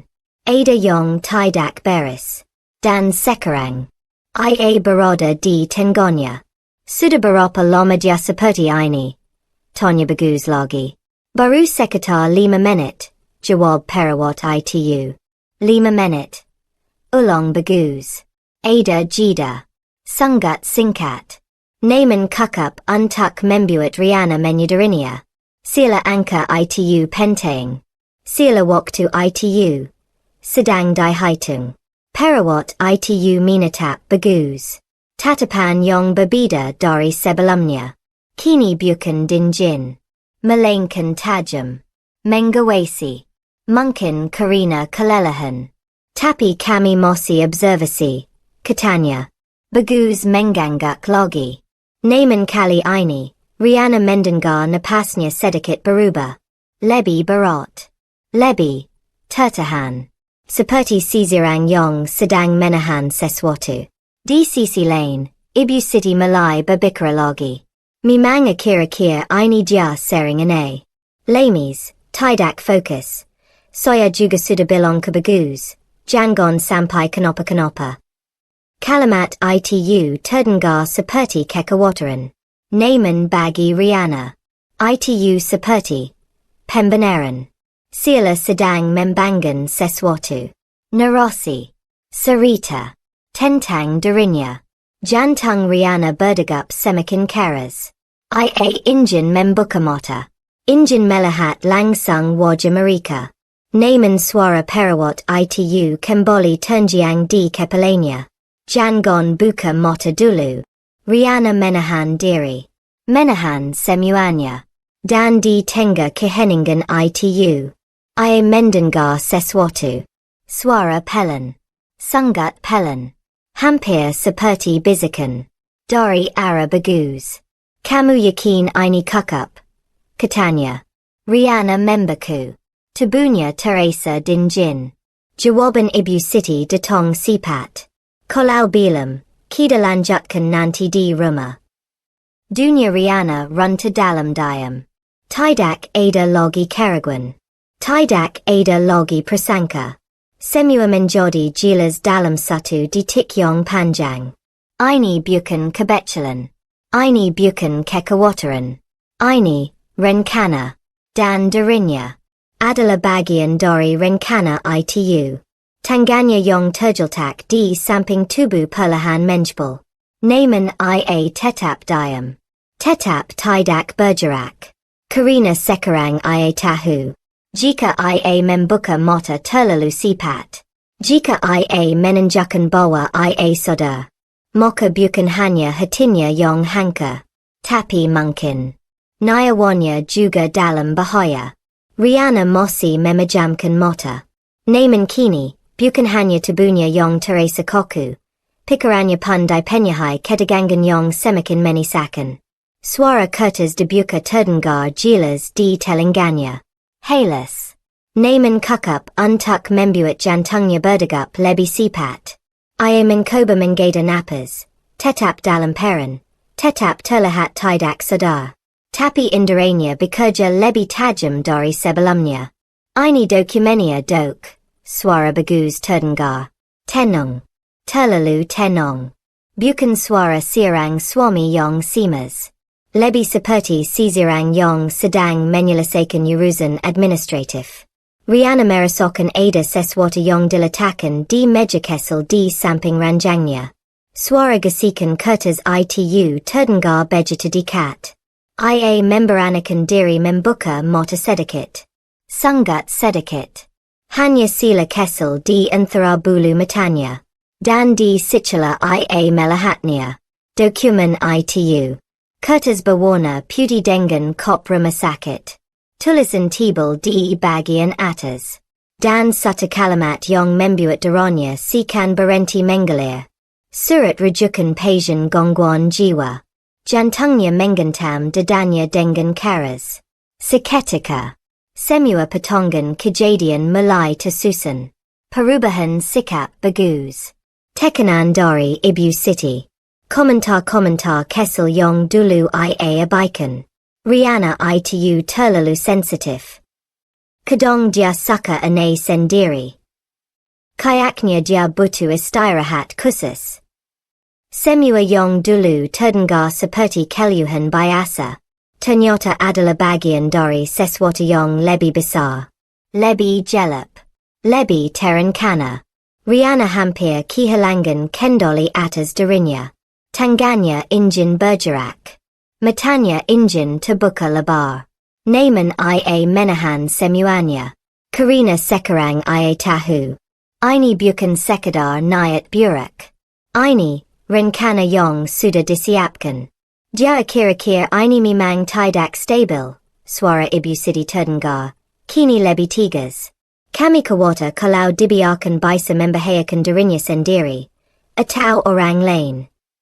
Setiap kata yang keluar dari mulut wanita itu terasa seperti pisau. Tajam.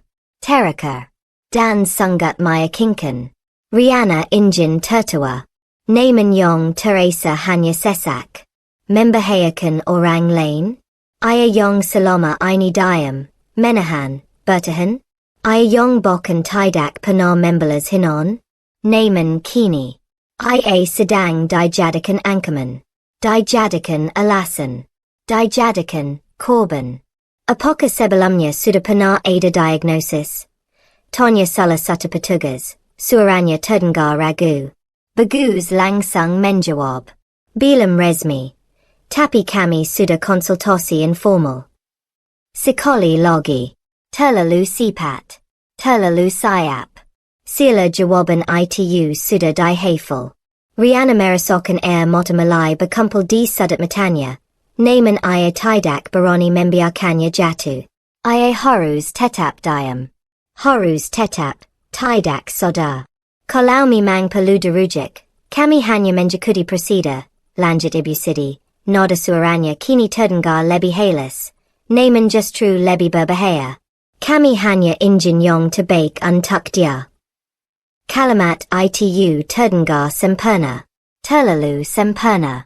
Seperti kalimat yang sudah dipersiapkan. Riana menjepalkan tangannya di dalam diam. Kini semuanya masuk akal. Kenapa bagus semakin menjor? Kenapa ia terlihat kesal saat Riana lima? Kenapa ibu siti terus menekan, menggeta, dan membuatnya terlihat tidak mampu? Mereka bukan sekadar ingin menjatuhkannya. Mereka ingin menyingkirkannya. Dengan cara yang tidak akan terlihat salah. Dengan cara yang justru membuat mereka terlihat sebagai pihak yang pejelai. Riana hampir tidak bisa bernapas. Namun di tengah kepanikan itu. I merasokan sesuatu. Senchahan ringan di Tangganya. Sungut halus. Hampir tidak terasa. Perawat itu. Tanpa melihat, tanpa bicara. Ia menyentuh yari Riana dengan sifat. Seperti memberi sinyal. Riana mencoba tetap tenang. Dan kemudian. Suara perawat itu terdengar. Kali ini sedikit lebih keras, profesional. Kami masih perlu observasi lebih lanjut sebelum mengambil keputusan rujukan. Nada suaranya tegas. Tidak memberi ruang untuk langsung menyetujui. Ada jeda. Singkat. Namun terasa penuh tekanan. Bukankah lebih sifat lebih baik? Tanya Ibu Siti. Kali ini dengan sedikit nada mendesak. Perawat itu tidak langsung menjawab. Namun ketika ia berbicara lagi. Ada sesuatu yang berubah. Kami tidak bisa memproses rujukan tanpa indikasi medis yang jelas, katanya. Dan untuk saat ini, pasien masih dalam penanganan awal. Kalimat itu sederhana. Namun cukup untuk memperlambat rencana mereka. Riana merasakan sedikit ruang untuk bernapas. Sedikit. Sangat sedikit. Namun cukup untuk membuatnya bertahan. Ia tetap memejamkan mata. Namun kini pikirannya jauh lebih jelas. Ia tahu apa yang sedang terjadi. Ia tahu siapa yang harus ia waspadai. Dan yang terpenting. Ia tahu bahwa satu-satunya orang yang berada di pihaknya saat ini. Adalah perawat yang bahkan belum ia kenal namanya. Namun di balik semua itu. Ketakutan masih ada. Lebih besar. Lebih nyata. Karena jika rencana ini sudah sejauh ini. Maka kemungkinan besar. Ini belum akan berhenti. Dan jika ia tidak hati-hati. Langkah berikutnya bisa menjadi sesuatu yang tidak bisa ia hindari lagi. Riana tetap memejamkan mata. Namun di dalam kepalanya. Semuanya bergerak cepat. Potongan-potongan kejadian yang dulu terasa samar kini mulai tersusun dengan jelas. Tidak lagi berdiri sendiri. Tidak lagi tampak seperti kebetulan. Semuanya terhubung. Dan semakin ia menyusunnya, semakin dingin tubuhnya. Bagus. Pria yang dulu begitu perhatian, yang selalu memastikan ia makan tepat waktu. Yang dulu tidak pernah pulang lewat tanpa memberi kabar. Perlahan berubah. Awalnya hanya jarang menghubungi. Lalu mulai sering pulang terlambat. Kemudian menjadi dingin. Aku. Bahkan kesal saat melihat Riana tidak dalam kondisi terbaiknya. Sila. Ia menunggu Riana jatuh. Ibu Siti. Sejak awal memang tidak pernah benar-benar menerima Riana. Namun beberapa bulan terakhir, sikapnya berubah menjadi lebih terarah. Ungkapan-ungkapannya bukan lagi sekadar sindiran, melainkan seperti penilaian. Riana itu terlalu lima. Perempuan harus kuat, bukan gampang sakit. Kadang saya lihat dia seperti tidak fokus. Pikirannya kemana-mana. Kalimat-kalimat itu dulu hanya terdengar menyakitkan. Namun sekarang. Terasa seperti bagian dari sesuatu yang dirancang. Narasi. Yang perlahan dibangun. Tentang dirinya. Tentang Riana yang tidak stabil. Tentang Riana yang aneh. Tentang Riana yang bermasalah. Dan hari ini. Semua itu mengkapai puncaknya. Surat rujukan gangguan jiwa. Dokumen yang tidak muncul begitu saja. Pasti sudah dipersiapkan. Dipikirkan. Direncanakan. Jauh sebelum Riana menyadarinya. Jantungnya berdegup keras. Namun kali ini bukan karena takut semata. Melainkan karena kesadaran yang menggentamnya tanpa ampun. Mereka ingin menyingkirkannya. Bukan dengan pertengkaran. Bukan dengan perceraian biasa. Tapi dengan cara yang lebih rapi. Lebih kejam. Membuatnya terlihat tidak waras. Sehingga sot ia dising kirken. Tidak ada yang akan mempertanyakan. Tidak ada yang akan membelanya.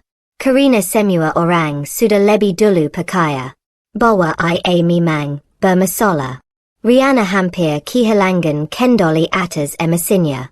Air mata yang sejak tadi ia tak akhirnya mengalir perlahan, menyusuri pelapisnya.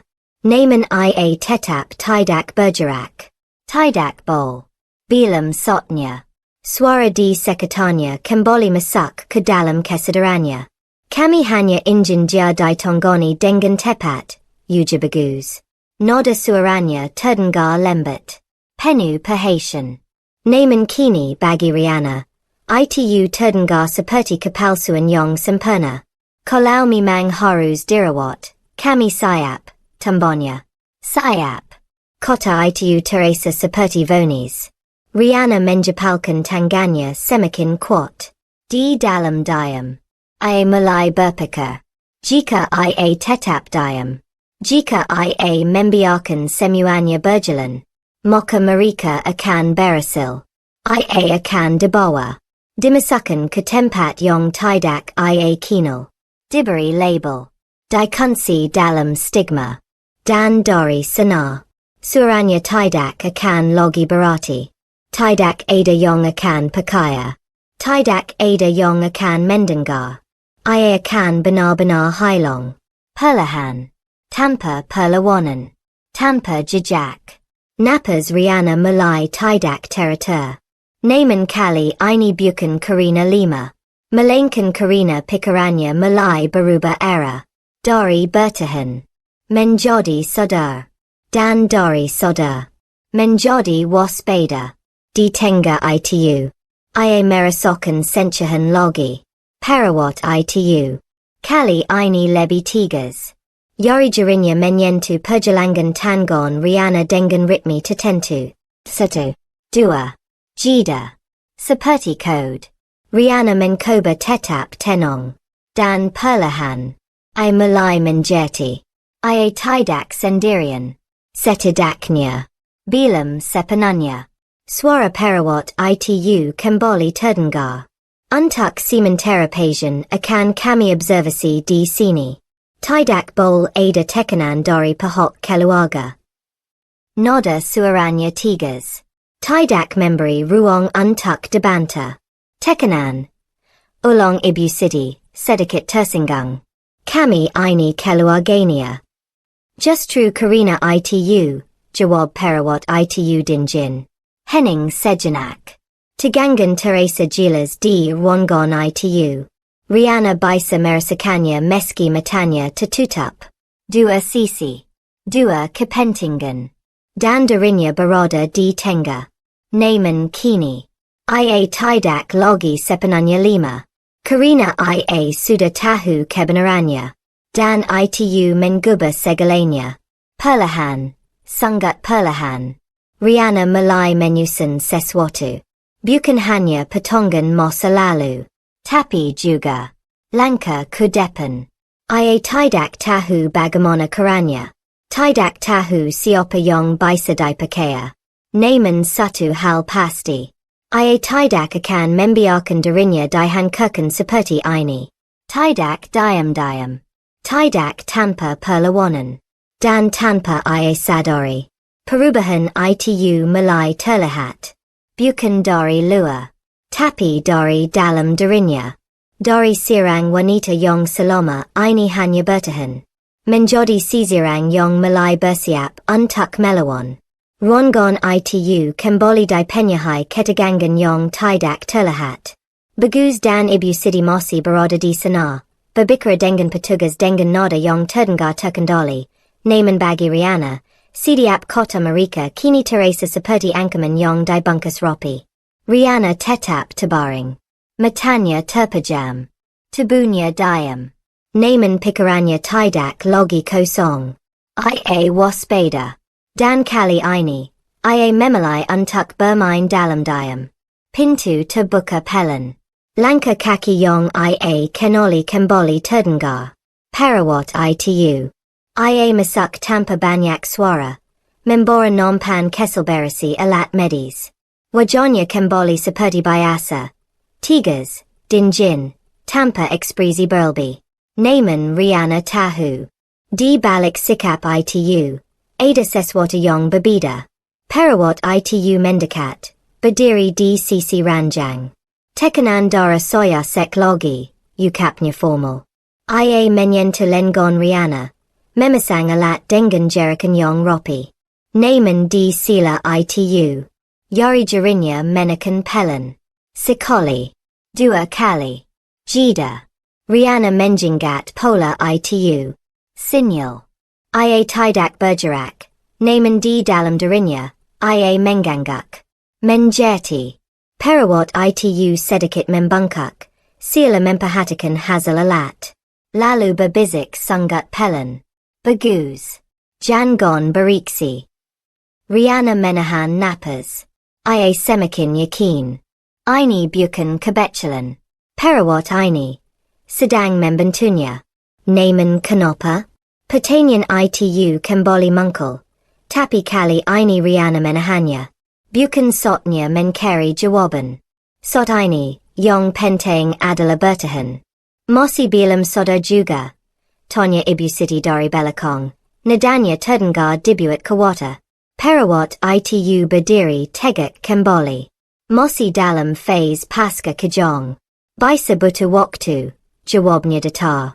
Bagus mendekat sedikit.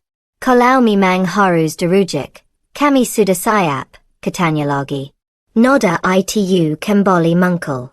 Nada yang terlalu siap. Terlalu pasti. Perawat itu menali. Tatapannya tajam. Kami belum menyimpulkan apa pun, katanya Tigas. Semua butuh proses. Kalimat itu seperti benteng. Menahan langkah mereka. Namun Riana tahu. Ini hanya menunda. Bukan menghentikan. Dan itu berarti. Waktu yang ia miliki sangat terbatas. Perawat itu kembali mendekat ke sisi ranjang. Kali ini ia pura-pura merapikan selamat Riana. Tangannya bergerak pelan. Hampir seperti jerikan biasa. Namun di sila itu. Ia menyelipkan sesuatu lagi. Sangat kesal. Hampir tidak terasa. Di telapak tangan Riana. Riana menahannya. Tidak langsung menggenggam. Menunggu. Beberapa detik. Hingga perawat itu menjauh. Baru kemudian, dengan sangat hati-hati. Ia menyutup jari jarinya. Sesuatu yang tipis. Kertas lagi. Jantungnya berdegup lebih cepat. Namun ia tetap diam. Tetap dalam peran.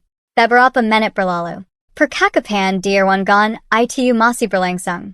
Namun Riana tidak lagi fokus ke sana. Perlahan, sangat perlahan, ia membuka sedikit jari jarinya. Menjentip. Tulisan kesel. Lebih singkat dari sebelumnya. Jam 3. Ikuti saya. Jangan percaya mereka. Riana menyutup kembali tangannya. Kali ini tanpa ragu. Tidak ada lagi kebingungan seperti sebelumnya. Tidak ada lagi pertanyaan kenapa. Karina sekarang. Ia sudah melihat sendiri. Sudah mendengar sendiri. Sudah merasakan sendiri. Bahwa ancaman itu niada. Dan orang-orang yang selama ini ia anggap keluarga. Adalah bagian dari ancaman itu. Napasnya kembali diater. Pelan. Terakhir. Ia harus tetap konsisten. Tidak boleh ada sila. Tidak boleh ada kesalahan. Karina sudah jerikan kesal saja. Bisa membuat semuanya runtuh. Dan kali ini. Ia tidak hanya bertahan. Ia mulai menjadi alar. Menggelar bersama rencana yang bahkan belum sepenuhnya ia pahami. Namun ia percaya satu hal. Perawat itu tahu apa yang ia lakukan. Dan untuk saat ini. Itu kukup. Di sudut ruangan. Perawat itu berdiri dengan wajah datar. Namun sesaat. Tatapan mereka bertemu. Sangat singkat. Namun kukup untuk menyampaikan sesuatu yang tidak perlu diucapkan. Bertahan. Ikuti. Jangan salah. Riana kembali memejamkan mata. Namun kali ini. Di balik ketenangan itu. Ada kesiapan. Dan Seswadayang Perlahan Tumbu. Keberanian. Karina, I Tahu, Jika I Gagal Sekarang. Maka Hidupnya Benar-Benar Kan Diam Bildarinya. Bukan Dengan Paksa. Tapi Dengan Kara Yang Ja Lebih Kijam. Di Hapus Perlahan, Hingga Tidak Ada Lagi Yang Tersisa. Riana Tidak Lagi Menanjus Malam Itu. I Duduk Diam Di Sedit Ranjang. Punggungnya Bersandar Pada Dinding Dinjan Kamar Parawatan Itu. Matanya Kosong. Tapi Pikaranya Bergerak Sipat. Lebih Sipat Dari Sebelumnya. Untuk Pertama Kalinya Sejak Semua Ini Dimulai. I Tidak Lagi Larid Dalam Ketakutan. I Mulai Melihat Pola. Patangan Demi Patangan Kejadian Yang Sebelumnya Tersarkak. Kini Seperti Mulai Tersusun Rapi Di Kepalanya. Bagus Suaminya. Perubahan Sikapnya Bukan Tiba-Tiba. Ada Tahapan. Dulu I Masih Pejalai. Masih Bertanya. Masih Mencoba Memahami. Tapi Perlahan. Sikap Itu Berubah. I Mulai Sering Mengabaikan. Mulai Muda Marah. Mulai Mempertanyakan Hal-hal Kesel Sila Riana Yang Sela. Lalu Ibu City. Tadapan Tajam Itu. Kalimat Yang Menusuk. Tapi Selaladai Bungkus. Sila Kekawaran. Sila Ia Pejalai. Riana Itu Sensitive Sekali Bagus Mungkin Dia Butuh Istirahat. Kasihan Kamu. Harus Mengadapi Istri Seperti Itu. Kalimat Itu. Sekarang Terdengar Berbeda Di Telinga Riana. Bukan Lagi Nazahat. Tapi Rakan. Dan Sekarang Tempat Ini. Rumah Sakit. Label Yang Disamakan Padanya. Tidak Stabil. Perlu Pengawasan. Senderung Halusinasi. Riana Minarik Napas Panjang. Marika Tidak Hanya Injin Menyingkirkannya. Marika Injin Mengapusnya. Perlahan. Rapi. Tanpa Meninggalkan Bigas. Dan Yang Paling Menjarakan. Marika Injin Dunia Perkaya Bawa. Ia Memang Sudah Hila. Pinta Kamar Itu Kembali Terbuka Perlahan. Parawat Itu Masuk Lagi. Langkanya Ringan. Tapi Matanya Tajam. Ia Menyutup Pinta Dengan Hati-hati Sebelum Mendekat.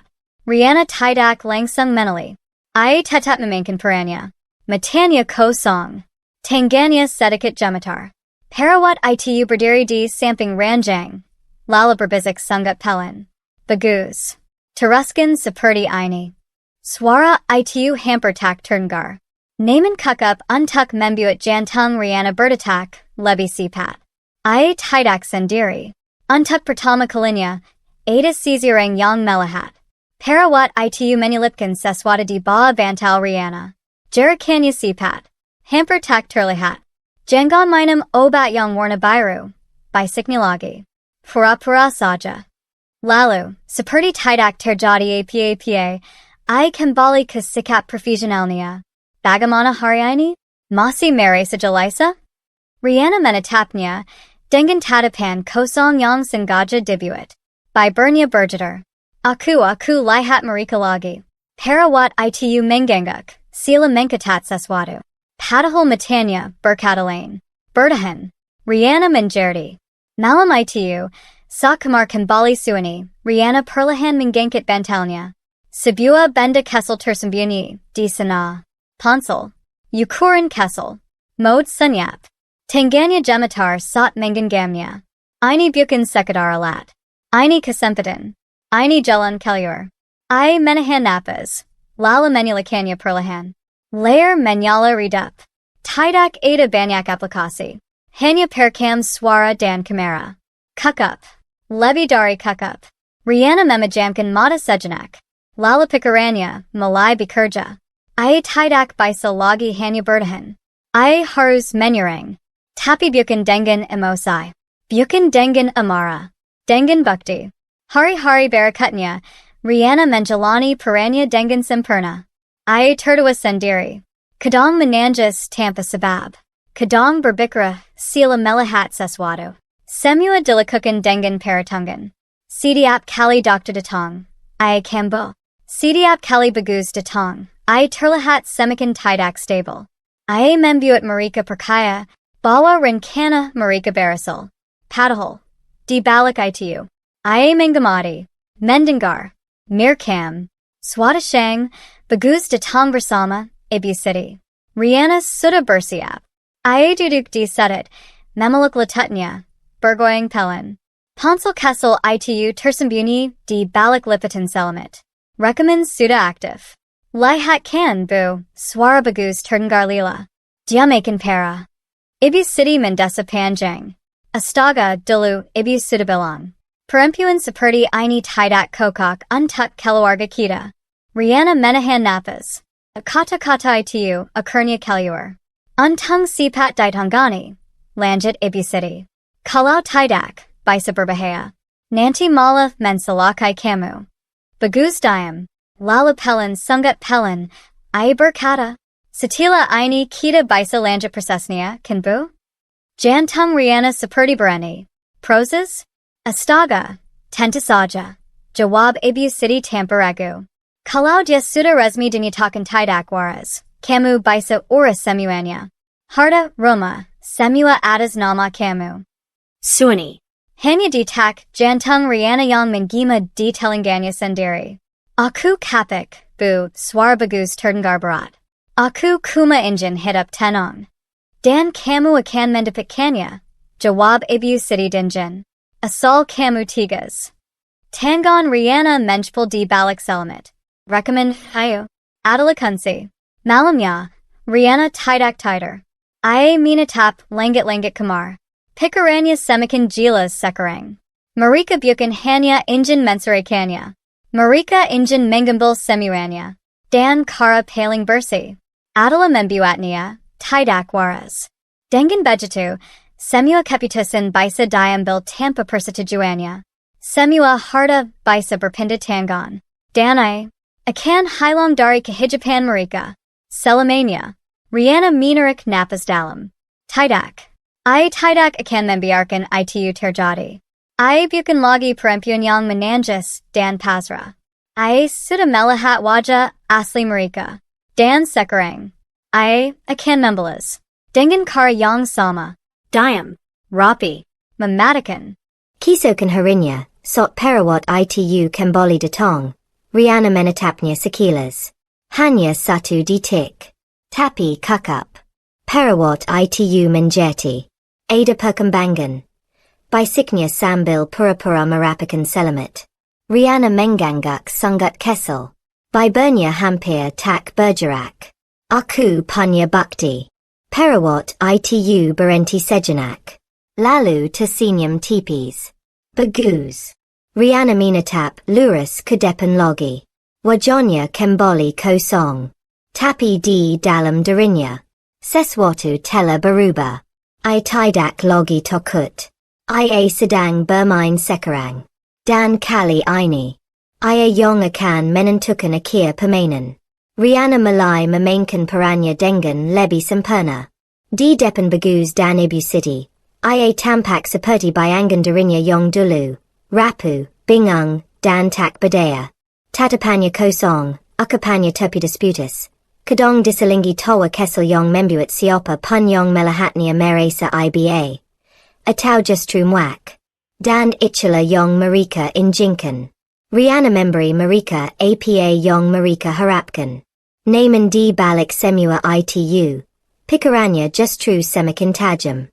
Setiap gerakan diperhitungkan. Setiap kota yang keluar dari mulut bagus dan ibu Siti disimpan rapi dalam ingatannya, atau lebih tepatnya, di dalam ponsel kesel yang selalu tersembunyi. Ia tidak akan pulang. Ia tidak akan jatuh. Ia tidak akan kalah. Dan yang paling penting, ia tidak akan terburu-buru. Karena permainan seperti ini tidak dimenangkan oleh emosi, tapi oleh kesabaran.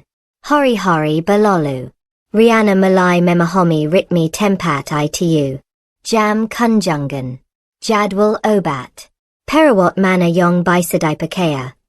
Dan mana yang harus dihindari. Perawat yang membantunya, yang kini ia tahu bernama Laila, menjadi satu-satunya sekutu yang ia miliki. Laila tidak banyak bicara. Namun setiap bantuannya selalu tepat. Kadang ia sengaja memperlambat pemberian obat. Kadang ia memberi informasi kesel. Besok Dokter utama akan datang, bisiknya suatu malam. Biasanya dia yang menentukan status pasien. Riana langsung menjeti. Ini bukan sekadar pemeriksan biasa. Ini penentuan nasib. Jika ia dinyatakan tidak waras secara resmi, maka semuanya selesai. Bagus akan mendapatkan apa yang ia inginkan. Ibu Siti akan menang. Dan Riana akan hilang. Malam sebelum pemeriksaan, Riana tidak tidur. Ia duduk diam, memandangi ponsel kesel di tangannya. Rekaman demi rekaman telah ia kumpulkan. Suara bagus. Suara Ibu Siti. Percakapan mereka yang tanpa sadar membuka semuanya. Namun ia tahu. Itu belum cukup. Ia butuh satu langkah terakhir. Satu pukulan telak. Yang tidak bisa mereka bantah. Keesokan harinya, Dokter datang. Seorang pria paruh baya dengan wajah datar dan tatapan profesional. Di belakangnya, Bagus dan Ibu Siti berdiri. Sila menjadi keluarga yang pejelai. Sandiwara yang sempurna. Riana, suara dokter itu tenang. Saya ingin berbicara dengan Anda. Riana menunduk. Tangannya gemetar. Aku tidak mau disuntik. Gemamnya pelan. Bagus menggila napas. Pura-pura sabar. Dok, lihat kan? Dia seperti ini teras. Dokter itu mengkatat sesuatu. Lalu menatap Riana lagi. Apakah kamu merasa melihat sesuatu yang tidak dilihat orang lain? Riana terdiam. Beberapa detik. Lalu perlahan. I mengangkat wajahnya. Tatapannya berubah. Tidak lagi kosong. Tidak lagi rapuh. Tenang. Terlalu tenang. Tidak dok. Rongon itu langsung hening. Bagus menjeniat.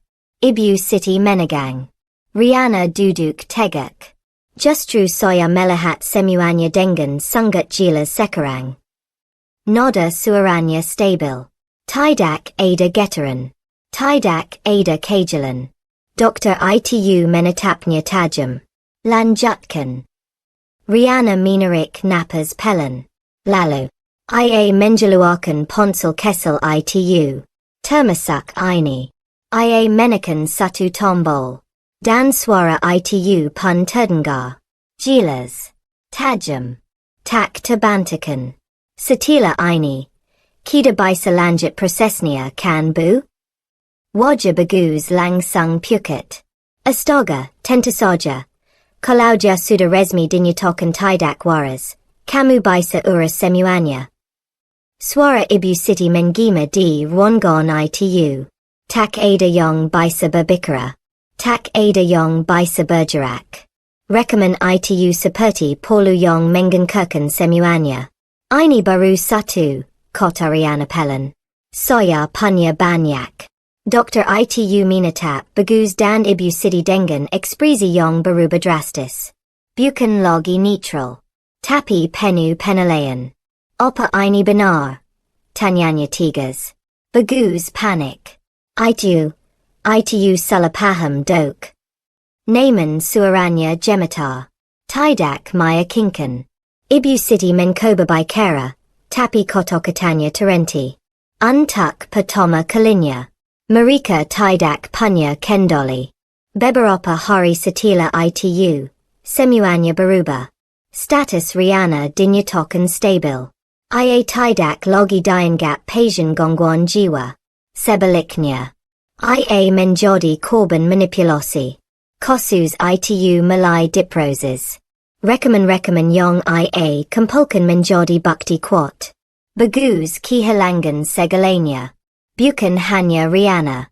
Tapi juga kepercayaan. Karirnya hancur. Nama baiknya runtuh. Ibu Siti. Tak lagi bisa mengangkat kepala di hadapan orang-orang yang dulu ia banggakan. Dan Riana. Ia berjalan keluar dari tempat itu. Dengan kepala tegak. Bukan sebagai korban. Tapi sebagai pemenang. Beberapa bulan kemudian. Riana berdiri di depan rumahnya sendiri. Rumah yang dulu hampir dirampas darinya. Ia minatap bangunan itu dengan tenong. Tidak ada logi amara. Tidak ada logi luka yang menguasai. Yang tersisa. Hanya pelajaran. Ia tersenyum tipis. Kadang, musuh terbesar bukan orang asing. Tapi orang yang kita percaya sepenuh hati. Dan kadang, kejahatan paling menyakitkan. Justru menjadi awal dari kebangkitan yang paling kuat. Nasihat. Hidup tidak selalu adil. Dan tidak semua orang yang terlihat baik benar-benar tulus. Ketika dikhianati, jangan langsung hancur. Tenangkan diri, perkuat hati, dan hadapi dengan kecerdasan, bukan emosi. Karena pada akhirnya, kebenaran akan menemukan jalannya sendiri. Asal kita kukup kuat untuk bertahan dan kukup cerdas untuk memperjuangkannya. Halo pembaca Sisha Whiteheart. Terima kasih sudah mengikuti perjalanan cerita ini dari awal hingga akhir. Semoga kisah Riana bisa memberikan pelajaran, kekuatan, dan juga inspirasi bagi siapa pun yang membacanya. Sampai jumpa di cerita berikutnya. Tulip.